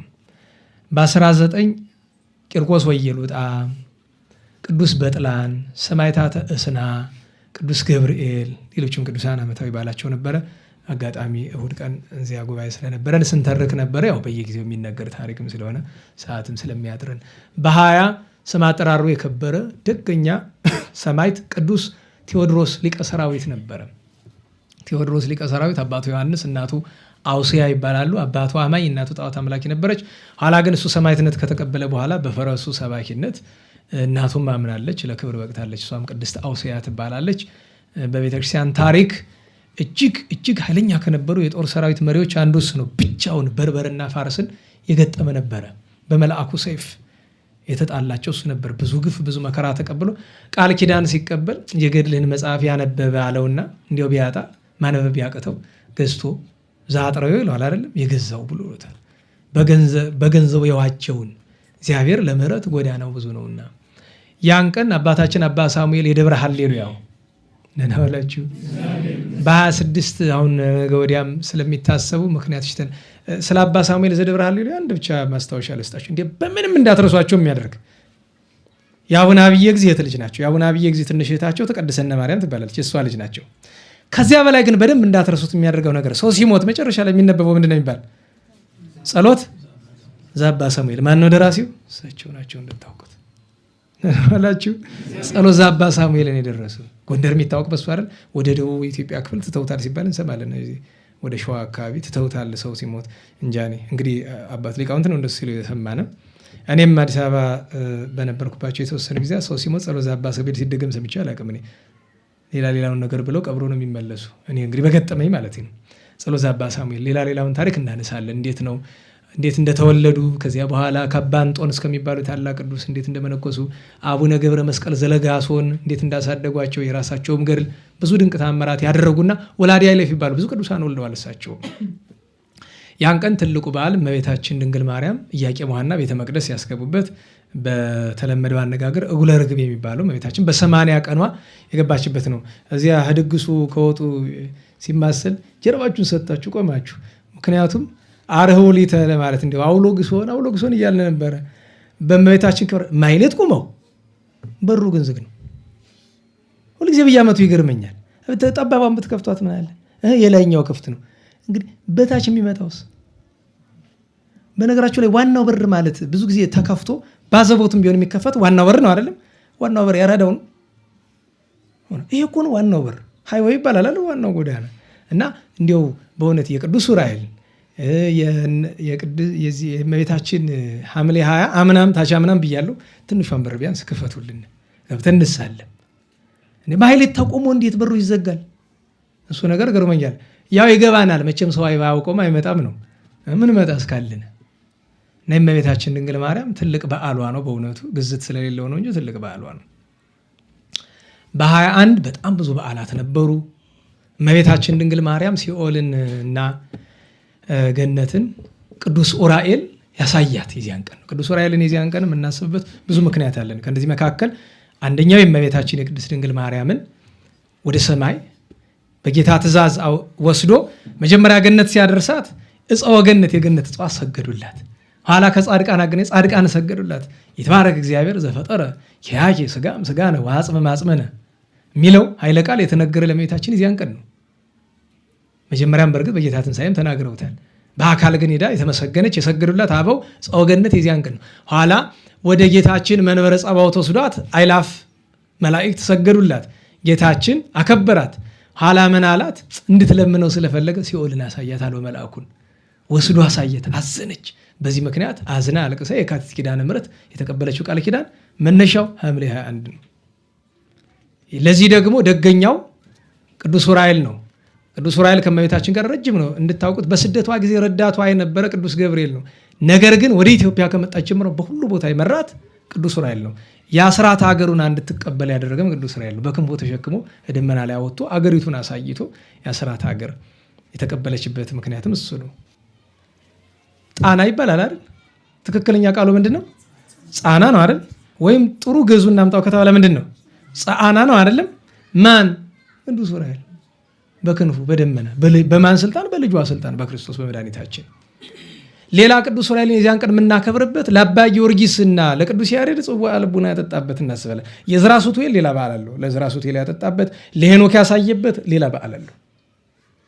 የዚያን ቀን ግን ለአባ ጊዮርጊስና ለቅዱስ ያሬድ ጽዋ ልቡና ያጠጣበት። የቅዱስ ያሬድ ጽዋ ልቡና ብዙ ጊዜ ስለማይናገር እንግዳ ሊሆንባችሁ ይችላል እና ቅዱስ ዑራኤልን በዚህ እናስበዋለን። ሌላ የዚያን ቀን ቅዱስ ሱስንዮስ ነበረ። ቅዱስ ሱስንዮስ ማለት ጃንደረባ ነው፣ ምጽዋት የሚወድ ነው። አስገራሚ ነገር አለው አይደለም? ቅዱስ ቄርሎስ በኤፌሶን ጉባኤ የነበሩትን 200 ሊቃውንት ያገለግላቸው ነበር። ደስ አሰኛቸው። ለምን? ምጽዋት ይወዳል፣ ድሃ ይወዳልና በጣም ታመመ እና በህልሙ ወደ ሰማያዊ ሰርግ ሲጠራ አየና ለቅዱስ ቄርሎስ ነገረው። ቅዱስ ቄርሎስ ወዳጄ ሱስንዮስ እድሜ እንዲጨምርልህ ከደዌ እንዲያድንህ ልለምንልህ አለው። አዎ ግን ከደዌ አድነኝ፣ እድሜ ግን የምትጨምርልኝ ለድሃ ገንዘቤ እስካካፍል ብቻ ነው አለ። ለድሃ አካፈለ፣ አረፈ። የሚገርማችሁ ነገር ማን የገነዘው? ራሱ ቅዱስ ቄርሎስ። እዚያው ቁስጥንጥንያ ያለ ግጻዌ ላይ ስሙን ጽፎት ነው የወጣ ቅዱስ ሱስንዮስ ብሎ እዚያው ላይ ቅድስና ሰጥቶት ነው የወጣ። ቅዱስን ያውቀዋል። አታውቁም? እንደና ዋላችሁ። ሌባን የሚያውቀው ማን ነው? ሌባው ነው። ቅዱስን የሚያውቀው ማን ነው? ቅዱስ ነው። ሌላኛው አወ ክርስቶስ ነው። የአወ ክርስቶስ እና የሚስቱ ገድል የተገለጠበት ምክንያት መነኮሳት ስለ አወ ክርስቶስና ስለ ሚስቱ ምን ትለናለህ? ዘወትር እንግድነት ይቀበሉናል ብሎ ጌታችን ለመኑት። ከደመና ምን አላቸው? የእናንተ ገድል እስካሁን ድረስ ከዚህ ባልና ሚስት ገድል አልደረሰም አላቸው እና ደነገጡ። ሄደው ሲረዱ ለካ በድንግልና የሚኖሩ በትዳር ውስጥ ነው። እንግዳ ይቀበላሉ፣ ይጾማሉ፣ ይጸልያሉ። ተደንቀዋል በጣም። ያን ቀን ሌላኛው ጌታችን ሲሰቀል የነበረው ወይም ያሰቀለው ራሱ የመቶ አለቃው ቅዱስ ዮርዳኖስ ነው። በዛ በወንጌል ጠቅሶ የለ ይሄ የማን ልጅ ነው አለ። በኋላ መጨረሻ የእግዚአብሔር ልጅ ነው ብሎ ያመነበት ቅዱስ ዮርዳኖስ አንድ አይነ ነበር። በጌታ ግንዘት አይኑ የበራለት ኋላ በሰማዕትነት የተሰዋ ነው። ያን ቀን ትልቁ ደገኛው በዓል አባታችን በጸሎተ ሚካኤል ነው። እናዋላችሁ እንዴት ዋላችሁ? ባልና ሚስት ማርቆስና እግዚእ ክብራ የሚባሉ ካህኑ ቄሱ ማርቆስና እግዚእ ክብራ ሲኖሩ ልጆች ወልደዋል። የልጅ ችግር አልነበረባቸው። ነገር ግን ያው ብዙ ሀብት ንብረት ስላልነበረው ቄሱ ቤተሰቦቿ መጥተው ይዘዋት ሄዱ። ለሌላ ሰው ነው ምንድራት እዚህ ድሃ ቄስ ጋር ትኖር ባሉ እንደ ዛሬ ዘመን ማለት ነው። ቄስ ድሃ አይደለም የሚባል ዛሬ። እንዴት ዋላችሁ? ኧረ እንዴት ዋላችሁ? አታስታውሱም? ከወራት በፊት ዲያቆን ማግባት አለባችሁ ብዬ እህቶች ተናግሬ የለ? አቤት አቤት እንዴት እንደተሰደውኩ ብታውቁት። ሰው እያላከለ እኔ ስድብ ለማየት መቼም አልጋም። ሰው ግን ወደ ይልከዋል ይሁን እንደ ገሌ እንዲህ ያለህ ምናምን እያለ ሰው አስተካክሎ ማሰብ አይችልም። ብዙ ሰው ደህና ዋላችሁ። በዚህ ዘመን ግልጹ ማንነጋገር አብዛኛው ሴት ዲያቆን ማግባት አይፈልግም። ይህ እኮ የታወቀ ነው። ለምን? አብዛኛው ዲያቆን ድሃ ስለሆነ አይደለም? በጥቂቶቹ በቀር። እውነቴን እኮ ነው። አንዲትን ሴት ዲያቆን ከተቻለሽ የመጀመሪያ አማራጭ መሆን ያለ እንዴ አስታውሱት፣ አስቡ። በስጋዊ መልክ ለምሳሌ እንየው። ከ150 ካሬ ሜትር እና ከ300 ካሬ ሜትር ቦታ መርጠው ሰድ ትባል የትኛው ነው የምትመርጡ? 300 ነው። ከ10 ሺህ ብር እና ከ5 ሺህ ብር መረጥ ብትባል የትኛው ነው የምትመርጥ? 10 ሺህ ብር ነው አይደለም? ንገሩኝ በቃ። እና አንዲት ሴት ከዲያቆን እና ከጨዋ ብትባል ዲያቆን ነው አስቀድም ያለባት አይደል? ምን ነው ወንጀሉ? እኔ አግብቻለሁ ችግር የለም ለሌሎቹ በማዘን ነው። እናንተም ቆማችሁ እንዳትቀሩ እነሱ ቆመው እንዳይቀሩ ነው። እውነቴን ክህነት ያለው ጥሩ እኮ ነው። አሁንም እላለሁ ቅድሚያ ለዚያ ስጡ። ግን ያለው የሴት ቁጥርና ያለው ዲያቆን ቁጥር አይገናኝም። ስለዚህ ሌሎች ወንዶች አትሰኑ። የተበሳጫችሁ ችግር ይተርፋል። ምክንያቱም ኢትዮጵያ ውስጥ ያለ ዲያቆን ብትቆጥሩት ቢበዛ 200 ምናምን ሺህ ነው። እዚያ ውስጥ ደግሞ ብዙዎቻችን አግብተናል። የቀረው ጥቂት ነው። ያለው ሴት ስንት ነው? ምኑ ተቆጥሮ እና የሰደቡኝ ሰዎች እግዚአብሔር ይስጣቸው፣ በእውነት ይማራቸው፣ ይማረን እንዲሁ። እና አባታችን እንደዛ አደረጉባቸው። ከዛ ሄዶ ካህኑ ወደ ነፍስ አባቱ ሄደ። መፍትሄ አጣ። ኋላ ወደ አንድ ገዳማዊ አባት ሄደ። እባክህ ክህነት ያደጋ ውስጥ ወድቅ እንዲህ ሳልበድል እንደዚህ ያደረጉኝ እኮ አለው። ከዛ ያ ገዳማ በቃ አማራጭ አልነበረው። ባቱለቁ ይሉ ረባካቸው አላቸው። አልሰማሉ። እንግዲያስ አለ ለአንድ ሌሊት ማድረግላ ጸሎት ስላለ ሰጡኛል። እግዚእ ክብራን ማለት ነው። እሺ ብሎ ሰጡት። አራ ይዞ ቀጠለ። እንካይድ ይዛ አምልጥ በቃ። ኋላ ሄደው እዚያን ቀን ሲያርፉ መልአከ እግዚአብሔር ተገልጦ ዛሬ አብራችሁን የምታድሩ ለደረሰብህ ግፍ ካሳ ቅዱስ ልጅ ትወለደላል ተባለ። በጸሎተ ሚካኤል የተወለዱ በዛ ምክንያት ነው። አደጉ። ግን በኋላ አባታቸው ጋር ከፍተኛ ጠብ ውስጥ ገብተዋል። ምክንያቱም እመነኩሳለሁ አሉ። አባት ደግሞ አይሆንም ታገባለህ። የሚገርማቸው ነገር ቤተሰቦቻቸው እንዳይመነኩሱ ለማድረግ ያላደረጉት ነገር፣ በሰንሰለት እግራቸው እጃቸው እስኪቆስል ታስረዋል፣ ተደብድበዋል። መጨረሻ ላይ የሚያደርጉት ቢያጡም እንዳደረጉት ታውቃላችሁ። ለሳቸው ለትልቅ ወንድማቸው ሚስት አስችልን ብለው አብረው አንድ ቤት ላይ አስረዋቸው ሄደዋል። አስችልን ጣዩ ተብሎ ካህኑ አይደለም በእርግጥ አባቱ እንደዚህ ያደረገ፣ ግን እንደዛ እስከማድረግ ሁሉንም አሸነፉ። ኋላ ግን ከእሷ ጋር ታስረው እያለ ብታረግ ብትሰራ እምቢ ሲሏት፣ አንተ ግን እኔ እየወደድኩ ለምንድን ነው የማትወደኝ አለቻቸው። እኔ እኮ ወድሻለሁ እና ከወደድከኝ ፈቃዴን የማትፈጽም እፈጽማለሁ፣ ግን ታስሬ እንዴት ብሎ ይሆናል? ፍቺኝና ፈቃድሽን ልፈጽም። ስትፈታ ፈሊጥ ነው። ገዳማቸውን ገቡ። በብዙ ገድል ኑረዋል። በጣም በጸሎተ ሚካኤል ድንግል አዛል ወመስተጋደል ሰማይ ተዋሂድ ይባላል። ዘይፈር ሞተ በቅድመ ቀታልያን ኃይለኛ ለሐቅ ብቻ የሚቆም ስንት ቅዱሳንን የወለደ በቤተክርስቲያናችን ታሪክ በኢትዮጵያ ለየት ያለ ነው። ቅንጣት ታክል ፍርሃት የለው። እጅን ታክል ሐቅ በወቅቱ አቡነ ዮሐንስ የሚባለው ግብፃዊ ጳጳስ ጉቦ ይቀበላሉ ክህነት ለመስጠት እንደዛሬው ማለት ነው። ሰሙ ቀጥ ብለው ሄዱ።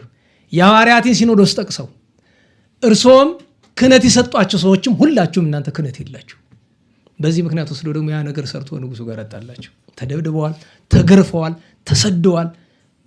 ድንቅ ተአምራትን በየተሰደዱት በደራ ተሰደዋል፣ በዚህ በወሎ ተሰደዋል፣ በትግራይ መጨረሻ ወሎ ማከዳ እዚያ ነው ያረፉ። በስደት በመከራ እያሉ ብዙ ግፍ ደርሶባቸዋል። ድንቅ ድንቅ ተአምራትም አድርገዋል።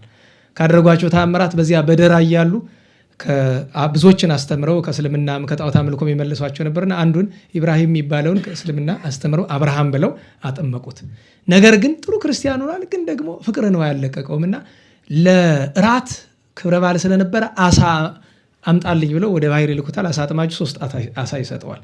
አንዱን ደህናውን አሳ መርጦ ከዱር ደብቆት 2ቱን አሳ ይዞ ይሄዳልና ሰዓት ስላለፈባቸው ልጆች ለማዕድ እንቀመጥ ነው ጸሎተ ማዕድ እያደረጉ ይስቃሉና ልጆቻችን አባታችን ዛሬ የምነካው ይላሉ። ከዛ ማዕዱ ላይ አባታችን ምን ሆነ ነው የምትስቅ? አይ አንዲቷ አሳ ስትቀር እየታየኝ ነው እንጂ። ከዚያ መጣ ወዳጃችን መጣ እንቀበል ብሎ ወጡና አባቴ ወይ ያገኘዋት እችን ነው ብሎሃል ብሎ 2 አሳ ሰጣቸው። ይህም ብቻ ነው የሰጠኸው? ጥሩ በል ልጄ ደህናዋል፣ ግን እንዳይበላ ተጠንቀቅ ብሎት ገቡ። አልዞረለትም። ያን ጢሻ ግልጥ ቢያደርገው አሳው ምን ሆኗል? አንድ ስም ያክል እባብ ሊቦጣው ሲል እየሮጠ ያ ሲከተለ ሲሮጥ መጥቶ እሳቸውን አቀፈ። ተብሎ ገሰጹት። በመስቀል የማርኩት መልሶ አሳ ሆነ። ለዚያ እኮ ነው አይደል ሰላም እብል መንክራቲሁ አብየ ለበጸሎተ ሚካኤል አቡየ ሀበ ህብረ ከይሲ ዘሜጠ ዘአሳ ራእየ ወካይበ ከይሴ አሳ ረሴ በህራረ አጽሙ ፈወሰ ድውየ ማለት እሱ ነው። ኋላ ያ ሰው ከተገሰጸ በኋላ ያንን አሳ ደቀ መዛሙርቱ ይዘውት ገቡና አባታችን በጸሎተ ሚካኤል ቤት እንዳንበላው እባቡን አይተነዋል፣ እንዳንቶ ታምራት ተደርጎበታል። ምን እናድርገው አላችሁ? ጥበሱት አሉ። ጠበሱት። በደንብ አሳረሩት። ፍጩት፣ ፈጩት። ቅዱስ ቅባ አምጡልኝ አሉ። ቅባ ቅዱስ በዚያ ነከሩት። በዚያ ተቀብልቶ ያልዳነ ድውይ የለም። ድውይ በፈወሻ አደረጉት። ሌላኛው ተአምራቸው አባ ዘአማኑኤል ጋር በስደት አብረው እያሉ 2ቱም ደቀ መዛሙርት አላቸው። አባ ዘአማኑኤል በጣም ብስጩ ነበሩ። በጣም ቅዱስ ናቸው፣ ግን ቁጡ ናቸው እና ለራት ጳኩሲማ ሲጋግሩላቸው ህብስቱን አረረበት፣ ከረረበት። አባ በጸሎተ ሚካኤል ደቀ መዝሙር እባክህ ቀይረኝ፣ የኔ መመሪያ ያኑረኝ፣ ያንተ ትዕግስተኛ ነው፣ እንዲያው ምንም አፈር ብታቀርብለትም ይበላል፣ እባክህ ቀይረኝ። እሺ ብሎ ቀየረው።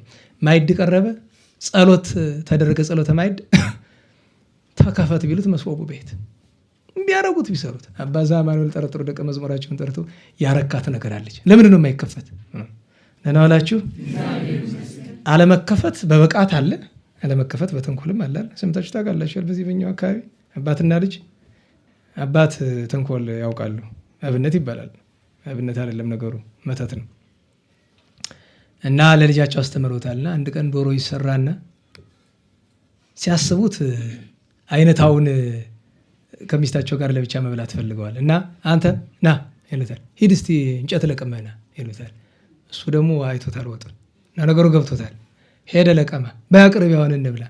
ድስት ቤት ይከ ቢያረጉት ቢሰሩት እሷ አልገባትም። ሚስት የዋህናት። አረ ጌታዬ ነገር እንዴት ነው?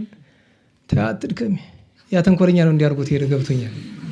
ይመጣት የለም አላ ሲመጣ ደርሶ እንጨት ላውርድ ቢል ወዴት እንዲያረገው የተሸክመ መንቀጥቀጥ።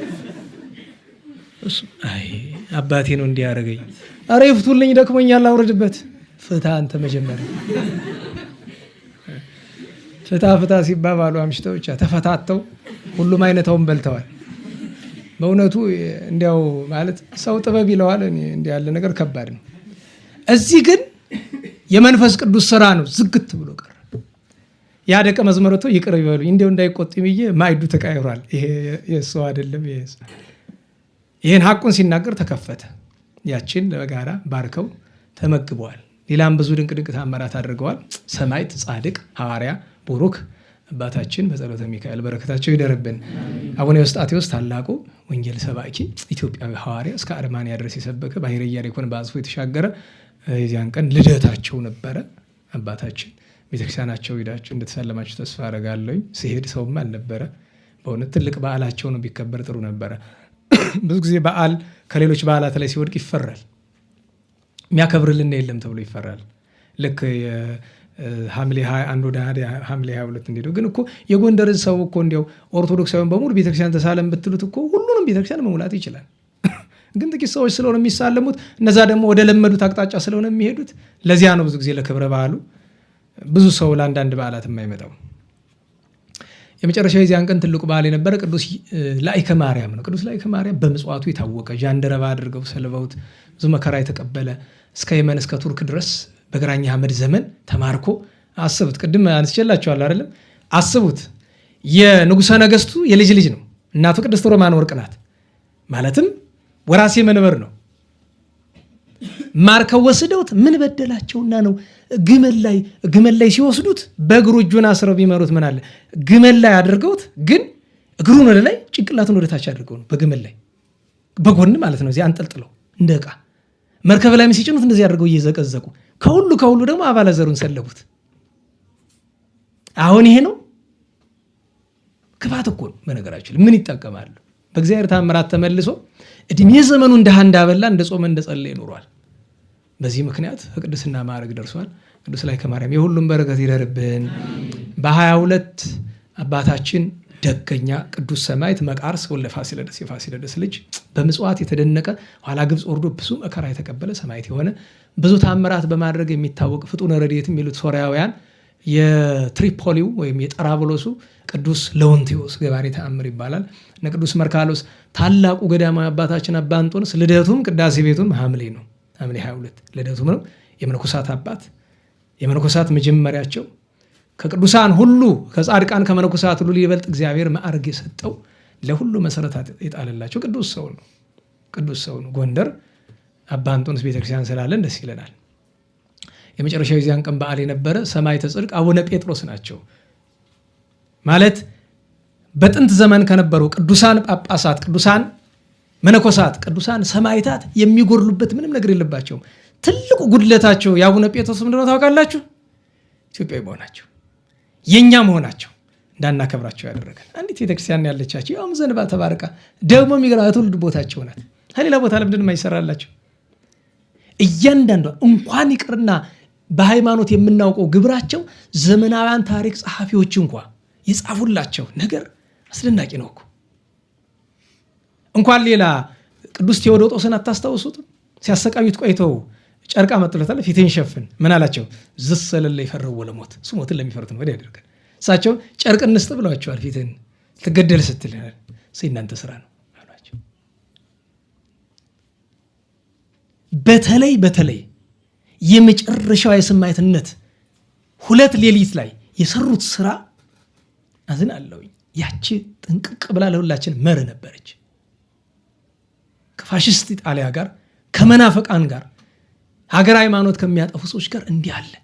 አስቡት 8 መትረየስ ተደግኖበት ድንግጥ ማይል ምን አይነት አባት ነው? ምን አይነት ቅዱስ ሰው ነው? ያ ሁሉ ጥይት የሚገርማችሁ እንዲያውም የእሳቸውን ሰማዕትነት ከተቀበሉ በኋላ በኪሳቸው የነበሩት ይዘውት የነበሩትን በእጃቸው ይዘውት የነበረ በቀኝና በግራ መስቀልና መጽሐፍ ቅዱስ ነበረ። ብትክትክ ብሏል መስቀሉ። ያኛው ሰውነታቸው ወንፊት እስከሚሆን ድረስ የሚገርማችሁ 8 መትረየስ ያን ያህል ዘንቦባቸው ነዛቸው አልወጣም። ኮሎኔሉ ነው የመሃል ዳኛ የነበረው። ይሄ ቄስ አልሞተም ብሎ 3 ጥይት ጭንቅላታቸው ላይ ያወረደባቸው ምን ስላጠፉ ይመስላል? አቡነ ጴጥሮስ በብዛት የአቡነ ጴጥሮስ ክብር በአብዛኛው ፌስቡክ አካባቢ ነው። ብዙ ጊዜ ዘንድሮ 90 ዓመታቸው ስለሆነ በብዙ ቦታ ተዘክረዋል። በቤተ ክርስቲያን ላይ ግን ከፍ ብሎ ስማቸው ግን ነው ሲነገር ሰማላችሁ በየአውደ ምሕረቱ። ለዚያ ነው በነገራችሁ ላይ ጀግና የማያከብር ጀግና አይወልድም፣ ቅዱስ የማያከብር ቅዱስ አይወልድም። ምክንያቱም ዛሬ አንድ አቡነ ጴጥሮስ ከሞት ቢነሱ ለዚች ሀገር በቂዋ ነበሩ። በነገራችሁ ላይ ምኞት ከተባለ አቡነ ጴጥሮስ በዚህ ዘመን ቢነሱ በቂ። ለምን? የእሳቸው የሰማዕትነት ደም ዘሩ እኮ ነው ኢትዮጵያን ከሃይማኖትም ከቅኝ ግዛት ባርነትም ነፃ ያደረጋት የአቡነ ጴጥሮስ ደም ነው። ጠቅላላ በአርበኛው ላይ ተዘርቶ ቁጭትን ፈጥሮ ረድኤት ሰጥቶ ያ ሁሉ ስራ የተሰራ እግዚአብሔር ክብራቸውን በረከታቸውን ያሳድርብን፣ አጽማቸውን ያለምልምልን። በ23 ተገናኝተናል። ቅድስት መሪና፣ ቅዱስ ለንጊኖስ፣ አብጥልማውስ የዛሬውን አይተናል። ነገ ሰዓቱ ነገ ስንት ቀን ነው? 25 ትልቁ በዓል ቅዱስ መርቆሬዎስ። ነገ ምንድን ነው? መጀመሪያ ልደቱ ነው። ቀጥሎ ምንድን ነው?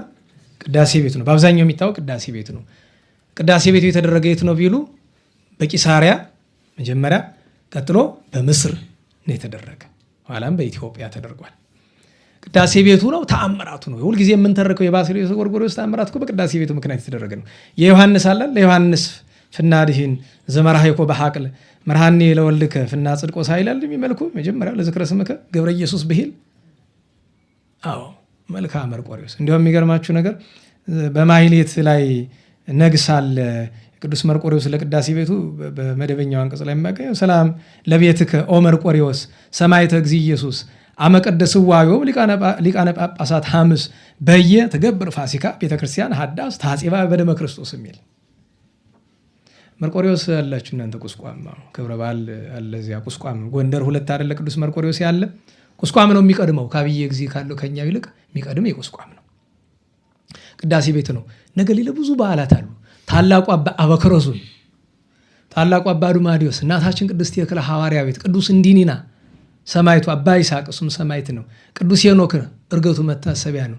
እናታችን ቅድስት ይላሪያ፣ ቅዱሳት አንስት ተክላ ወሙጊ የአትሪብ ሰማይታት፣ ሌሎችም ብዙ ቅዱሳን እና ታላቁ አባ ሕፃን ሞዓ የደብረ ሊባኖስ የደብረ በግ ዓመታዊ ዕረፍት በዓላቸው ነው። በ26 ስም አጠራሩ የከበረ አረጋዊነቱ ያማረ ቅዱስ ዮሴፍ አረጋዊ የእመቤታችን ጠባቂ አገልጋይ ዕረፍቱ ነው። ታላቁ አባ ሰላማ ከሳቴ ብርሃን፣ ቅዱስ ጢሞቴዎስ ዘአልቦ ጥሪት የቅዱስ አትናቴዎስ ደቀ መዝሙር። የቅዱስ አትናቴዎስ ደቀ መዝሙር ማለት አክብር አባት አክብረ ልጅ መተው የለም ደቀ መዝሙሩ ነው። ቅዱስ ጢሞቴዎስ ዘአልቦ ጥሪት ማዕረጉ እኮ ነው። ዘአልቦ ጥሪት ደስ አይልም? እስቲ ተናገሩት። ምን ማለት ነው? ገንዘብ የሌለው። አየህ ዛሬ እንደዚያ ነበረ። ይሄ ጠፍቶ ነው መከራ ያየን። ገንዘብና አምልኮ ሲቀላቀሉ ችግር ነው። አባ ሮዲስ አሉ። አባ ሳሙኤል ዘደብረ ሃሌሉያንም እናስባለን። በ27 ቅዱስ አሞን፣ ነቢዩ ቅዱስ ሕዝቅኤል፣ ሴት ወልደ አዳም፣ ወንጌላዊ ቅዱስ ዮሐንስም ዓመታዊ በዓሉ ይታሰብለታል። በ28 ደገኛ ሰማዕት አባታችን የደብረ ሊባኖሱ አባ ፊልጶስ ሰማዕትና ጻድቅ የአቡነ ተክለ ሃይማኖት ደቀ መዝሙር። እንደዚሁም ትዳር ውስጥ ብትኖሩ ሁላችንም ቢሆን እንድራኒቆስና ተናሲያን አክብሩ እንላለን። ጊዜ አይደለም ልይት ያሉ ናቸው። አባ ዳንኤል ደቀ መዛሙርት የነበሩት በትዳር ውስጥ የኖሩ ኋላም በምንኩስና እግዚአብሔር ደስ ያሰኙ እንድራኒቆስና ተናሲያ ዓመታዊ በዓላቸው ነው። በ29 ቅዱስ ታዲዮስ ሐዋርያው አለ ሰማዕቱ ወርስኖፍ። እንደዚሁም ጎንድ ተክለ ሃይማኖትን የመሰረቱት ደገኛ ጻድቅ ጨጌ አባ ዮሐንስ ወይም ምስራቃዊ ቅዱስ ዮሐንስ ዓመታዊ ዕረፍት በዓላቸው ነው።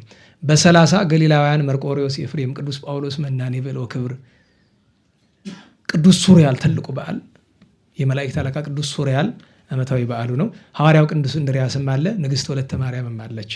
የዛሬ ሳምንት አንድ ነው ነሐሴ 1 የእመቤታችን ፍልሰታ መግቢያ ነው። ቅድስት ሐና አለች፣ ሐና ነቢይት አለች፣ አዋልደ ሶፊያ ንግሥት፣ ቅዱስ አቦል ያለ፣ ታላቁ ጰላሞን። ግብጾች ነገ ነው ጰላሞን የሚያከብሩት፣ እኛ ደግሞ ነሐሴ 1 ነው ታላቁ ጰላሞን ወላዲ አይላፍ አበ መነኮሳትን የምናከብረው። እግዚአብሔር አምላካችን የዚያ ሰዎች ይበለን። ርዕሳችን ምን ነበረ? እንዴት ዋላችሁ? ወደ ፈተና አታግባን ነው አይደለም?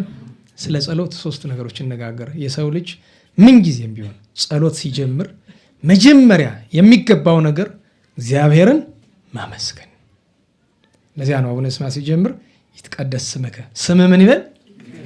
ይቀደስ አይደለም እንዲያው ቀደሰ ነው ቀደሰ ነው አይደለም? ይትቀደስ በመጀመሪያ ደረጃ ከግዕዝ ወደ አማርኛ ሲመጣ እንደወረደ ነው የመጣ። ይትቀደስ የሚባል አማርኛ የለም። አማርኛው ምንድን ነው? ይመስገን ምን አላችሁ? ይትቀደስ ካለ አማርኛው ምንድን ነው? ይመስገን ወይም ይክበር ማለት ነው። ግን ቀጥታ ነው የመጣ። ችግር የለም ስለለመድ ነው ጥሩ ነው። ግን አጥብቀን ስምህ ይቀደስ ሳይሆን ስምህ ይቀደስ ጠብቁ። ምክንያቱም ቃሉ ወደ አማርኛ ሲመጣ አማርኛ አይደለም ግዕዝ ስለሆነ እንደ ግዕዝነቱ እንጠቀምበት። መጀመሪያ ምስጋና ነው የሚቀድመው። ምንጊዜም ለምንም ነገር ቢያመንም ባያመንም ቢርበንም ብንጠግብም ብናገኝም ብናጣም ጽድቅ ብንሰራም ኃጢአት ብንሰራም የመጀመሪያው ትልቁ ነገር ምንድን ነው? ምስጋና ነው። ቀጥሎ ሁለተኛው ምንድን ነው? ስርየት መለመን ነው፣ ይቅርታ ነው። እችን እንማር። ሁልጊዜ ቢሆን ጸሎት ስናደርግ ይሄን አድርግልኝ ይሄን አይደለም። መጀመሪያ እግዚአብሔር ይቅር ካላለ እዚያ ቦታ ትደርስማ። መጀመሪያ ስለፈጠረ ምስጋና ይቀድማል። ፈጣሪነቱን ማመን እኮ ነው። መጀመሪያ ማመስገን ማለት አምላክነቱን ማመን ነው። ምስጋና እንደሚገባ ማለት። ቀጥሎ ደግሞ ምንድነው ይመጣ? ስርየት ነው። ስለ ኃጢአቱ ሰው ይቅርታ ሳይጠይቅ ይሄን ስጠኝ ያን ስጠኝ አይደለም። ይቅር በለኝ። በደላችንን ይቅር በለን። በደል ስርየተ ኃጢአት መለመን አለብን። ስርየተ ኃጢአት ስንለምን ደግሞ ቢቻለን በእንባ ነው። እንባችን ጠብ ጠብ እያለ ለምን ሰው መበደሉ ሲሰማው ነው እኮ የሚያለቅስ። አንዳንድ ሰው በጣም የሚጨነቃል በተፈጥሮ እንባ ይላሉ። ግድ የለም ካዘንክ እሱም አንድ ነገር ነው። እግዚአብሔር ምሕረት የሚለምን በእንባ ነው። ዛሬ ውለን አይደል? አልዋልንም እንዴ? አልበደልንም? በድለናል። አሁን ማታ ማረን ሳንለው እንዴት እንተኛለን? ጧት ስንነሳ ሌሊቱን እኮ ተኝተን ስላደርን እኮ ጤነኞች አይደለንም። አእምሯችን አያርፍም እኮ። ቀን ያየውን ሁሉ ደግሞ ሲደግምልን ያድራል። ለዚህ አይደል ሁሉ ጊዜ አልነገርኳችሁም? የዋለ ያደረ ኃጢአቴን ይቅር በለኝ አታውልብኝ። አንደኛ ይቅር በለኝ የዋለ ያደረ ኃጢአት፣ ሁለተኛ አታውልብኝ፣ ያን ኃጢአቱን አታውልብኝ። በጎ ነገር ካለ ደግሞ አብረህ አውልልኝ። ከሁሉ በላይ ደግሞ አባቶቻችን ምን ይላሉ? ጌታዬ ባለፈው ቀን በልቤ ክፋት፣ በአንደበቴ ሐሴት፣ በሰውነቴ በደል ኃጢአት ይቅር በለኝ።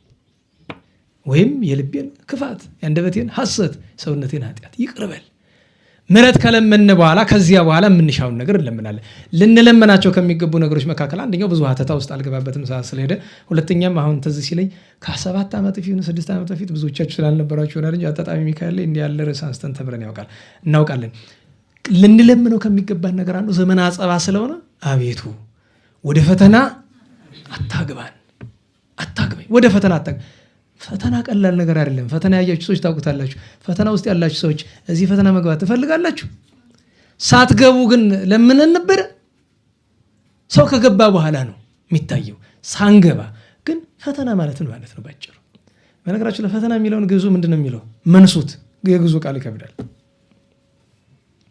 እንዲያውም መልክአ ሚካኤል ላይ በማሕሌቱ አንቀጽ የለም እንጂ መልክአ ሚካኤል ላይ ሰላም ለአክናፊከ ሰላም ለአክናፊከ ስፉሐት ምስካበ ኩሉ ፍጥረት ሚካኤል ክቡር ሊቀ ካህናት አድነን እግዚኦ እምለትኪት ወባላንም ኩሉ መንሱት ይላል። ከክፉይቱ ዕለትኪት ምንድነት? ለጊዜው ሰው አደጋ፣ መከራ፣ ፈተና የሚገጥምበት ዕለት ነው ዕለትኪት። ዋናዋ ዕለትኪት ግን ለእያንዳንዳችን ዕለተ ሞት ናት። ዕለትኪት ከሁሉ የከፋቸው የመጨረሻዋ ዕለትኪት ግን ኃጥአን በፍርድ ቀን ሁሩ ምኔ ሲባሉ ያቺ ናት ዕለትኪት ማለት። ፈተና ምንድን ነው ከተባለ አባቶቻችን ጥቅልል አድርገው ብለውታል።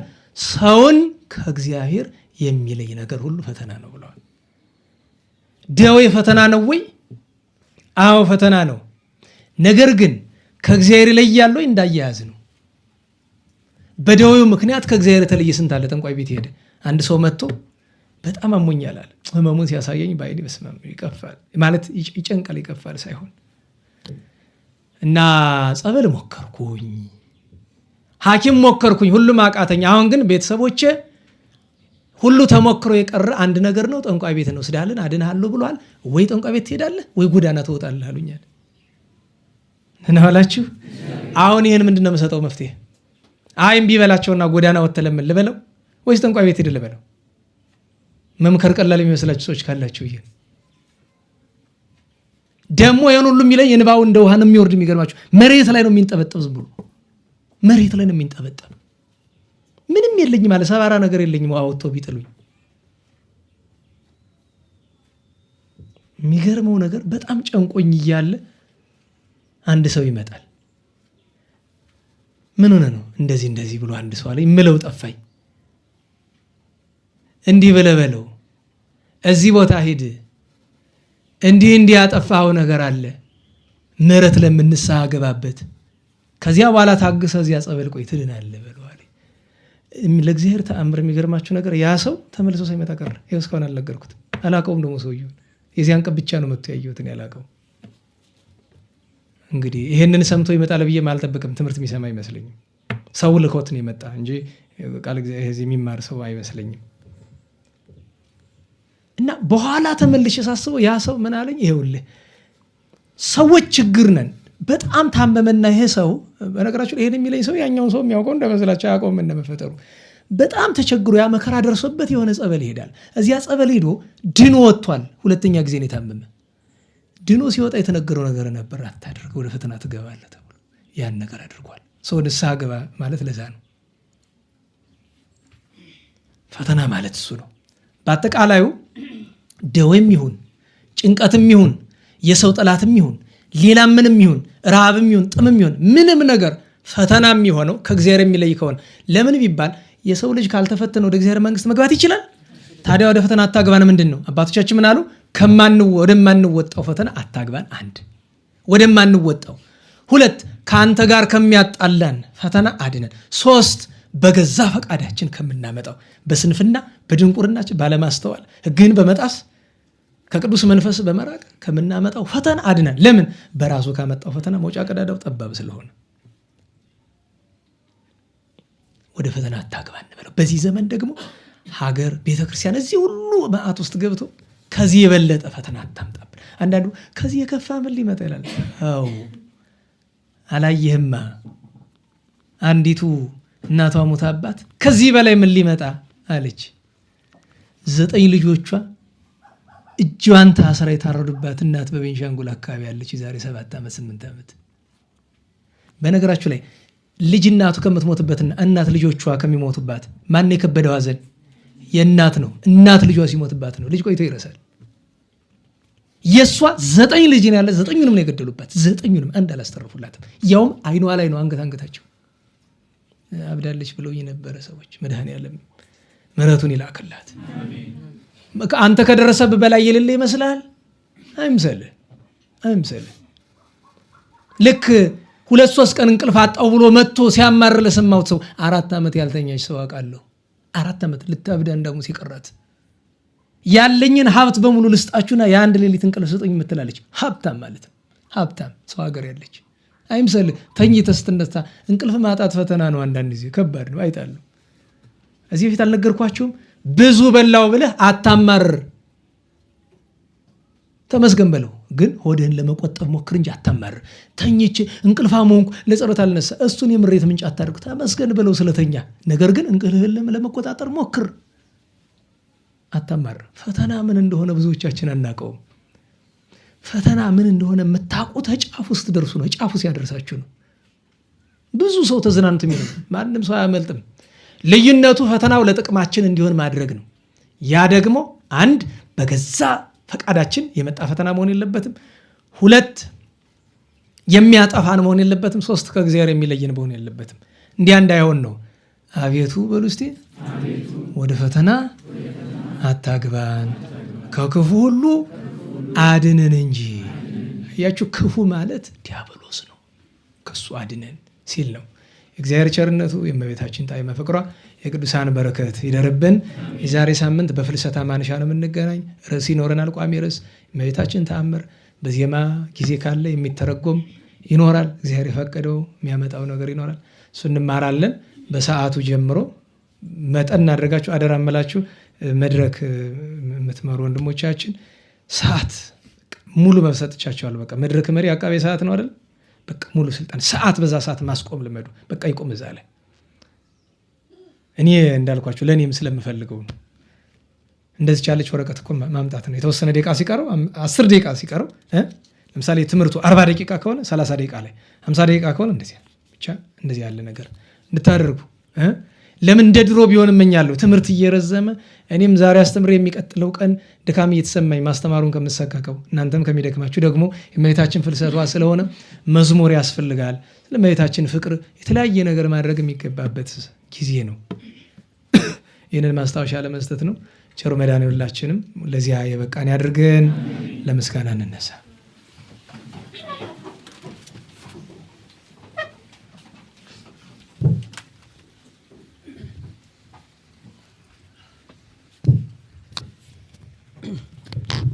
አድነን ዝከ ወርግን ርሰከ አበነ ኃይለ ወመዊያ ለአግብርቲ ለለንዜው ስመከ ቀበን ሁሉ ለሕዝብከ በኃይለ መላእክቲከ ወትረ በኩሉ ጊዜ ወበኩሉ ሰዓት በኃይለ መስቀልከ ልድአነ ወበፀ መስቀልከ ቤዞነ በእንተ አብርሃም ፍቁርክ ወበእንተ ይስሐቅ ኡሌከ ወበእንተ እስራኤል ቅዱስከ ተዘከር እግዚኦ ኪዳነከ እቱነ ፈኑ ሳህለከ መርኪያነ ዘፈጠርከ ስራይ ኃጢአተ ሕዝብከ ወመሃነ ተግባርከ እግዚኦ ታጥፍአነ አሰለከ በእንተ ማርያም ወላዲትከ ወበእንተ ዮሐንስ መጥምቅከ ወበእንተ ኩሎሙ ቅዱሳኒከ እድአነ ወትረ ኃይለ መስቀልከ ኢታስተፍረነ እግዚኦ በቅድሜከ እግዝእትነ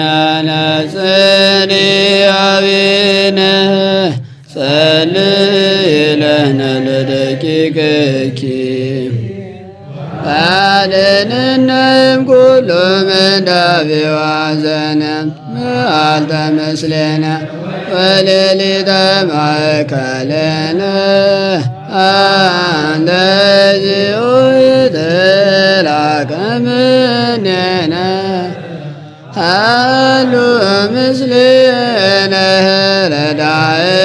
ረዳእኩነነ እትድፈነ ወይትመንነነ አምላከ ሰላም ተራዳእነ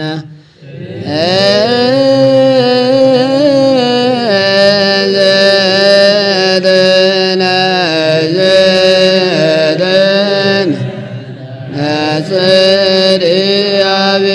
ነጽርያቤነ ሰላም ወልድ ያሃሉ ምስሌነ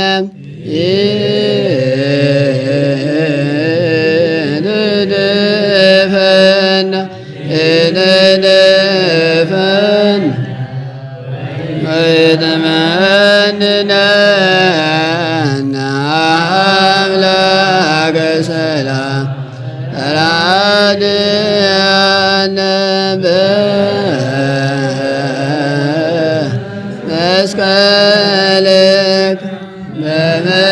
በመስቀልክ ባሕረቀነ መርቆሬዎስ አበ ኩልነ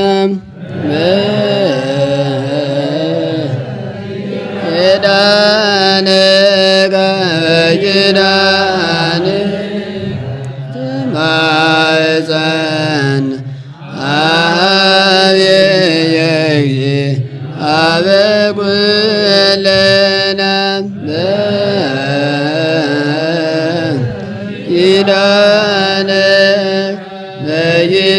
በኪዳንከ ተማፀን ዕፀ መስቀልን ሞገሰ ኩልነ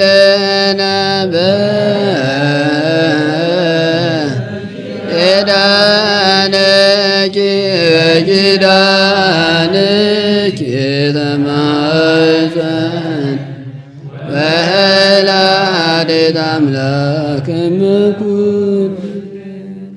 ቸሩ መድኃኔዓለም ፈጣሪያችን በሰላም አስጀምሮ በሰላም ያስፈጽመን። ቅዱስ ስሙ የተመሰገነ ይሁን። አገራችንን ቤተ ክርስቲያንን ከመከራው ይሰውርልን። የእመቤታችን ጣዕመ ፍቅሯን የቅዱሳንን በረከት ያሳድርብን። ከታዘዘ መቅሰፍት፣ ከነደደ እሳት፣ ከግራ ቁመት፣ ከዕለት ኪት፣ ከዘመነ መንሱት ቸሩ መድኃኔዓለም ይሰውረን። ለሞቱ ወገኖቻችን ነፍሳቸውን ያጸድቅልን። የመምህራችን የገብረ ኪዳን የወንድማችን የፍቅረ ሥላሴ የወገኖቻችን ነፍስ ሁሉ በአብርሃም በይስሐቅ በያዕቆብ አጠገብ ያኖርልን። በፈተና በመከራ በደዌ በስራት ያሉ ወገኖቻችን በይቅርታው ይዘከርልን። እኛንም ለንስሐ ሞት በቸርነቱ ያብቃን። ተረፈ ዘመኑን መዋዕለ ክረምቱን ይቀድስልን። ከበዓሉ በረከት ያሳድርብን። ሰላም በዋልን ቸርነቱ ሰላም ያሳድረን። አቡነ ዘበሰማያት እንበል።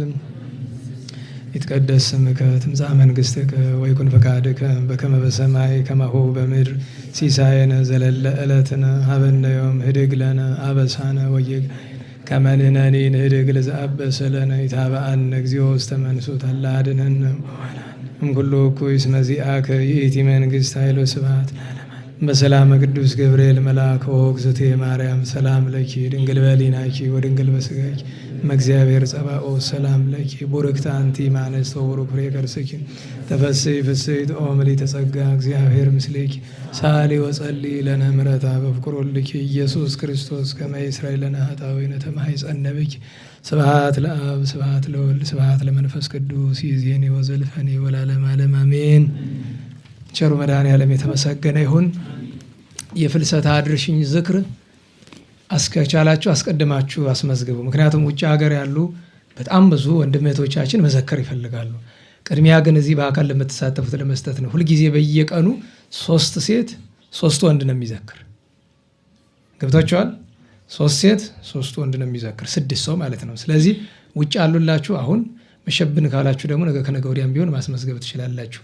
ከዚያ ከተቻለ የ21ዱን ቀን በሙሉ አስመዝግቡ ከቻላችሁ ሙሉትና ከዛ በኋላ ቀሪውን የተገኘውን ያክል እዛ ላሉ ወንድም እህቶቻችን እንስጣቸው፣ እነሱም ይዘክሩ። ቅድሚያ ግን ለእናንተ ሴት የሚያስፈልገው ነገር ቆሎና ህብስት ነው። ማዩን እዚህ ያሉ ወንድሞቻችን ያዘጋጃሉ እና 3 ሰው ነው፣ 3 ሴት 3 ወንድ ነው በየቀኑ እንደ ድሮ በየቀኑ ነገ የምትዘክሩ ከነገ ወዲያ የምትዘክሩ የሚባል ነገር አስፈላጊ ነገር አይደለም። አስመዝግቡ። ከዚያ በኋላ ካልሆነ እንሰጣቸዋለን። እነሱ አይደለም የ21 ቀን አልኳችሁ የዓመት ይሸፈናሉ። እነሱ ደስተኞች ናቸው። ሰው ሀገር ያሉ ሰዎች እንደዚህ አይደሉም። እንደኛ እንዳይመስሏችሁ ብዙዎቹ ይፈልጋሉ። ግን ቅድሚያ አነሰም በዛም በአካል ለመጣችሁ ሰዎች ቅድሚያ መስጠት ግድ ነው። ከዚያ በኋላ የተረፈውን ግን ለእነሱ እናስይዛለን ማለት ነው። የወንድሞቻችን ለአብነት ተማሪዎች ደግሞ ማታ ማታ ህብስት እናቀርባለን። እንደዘወትሩ በሰላም አስጀምሮ በሰላም ያስፈጽመን ቸሩ መድኃኔዓለም እንቅፋት ሳይመታን እሾህ ሳይወጋን ኃጢአት ሳይሰለጥንብን በደልም ሳይገዛን የብርሃን መላእክት በፊት በኋላ ቀን በቀኝ በግራ እየጠበቁን ለጊዜው ወደ የቤታችን ለፍጻሜው ተስፋ ወደምናደርጋት መንግሥተ ሰማያት ከተከፈተች ገነት ከተነጠፈች ዕረፍት ከአባቶቻችን ርስት ሁላችን በሰላም ያድርሰን።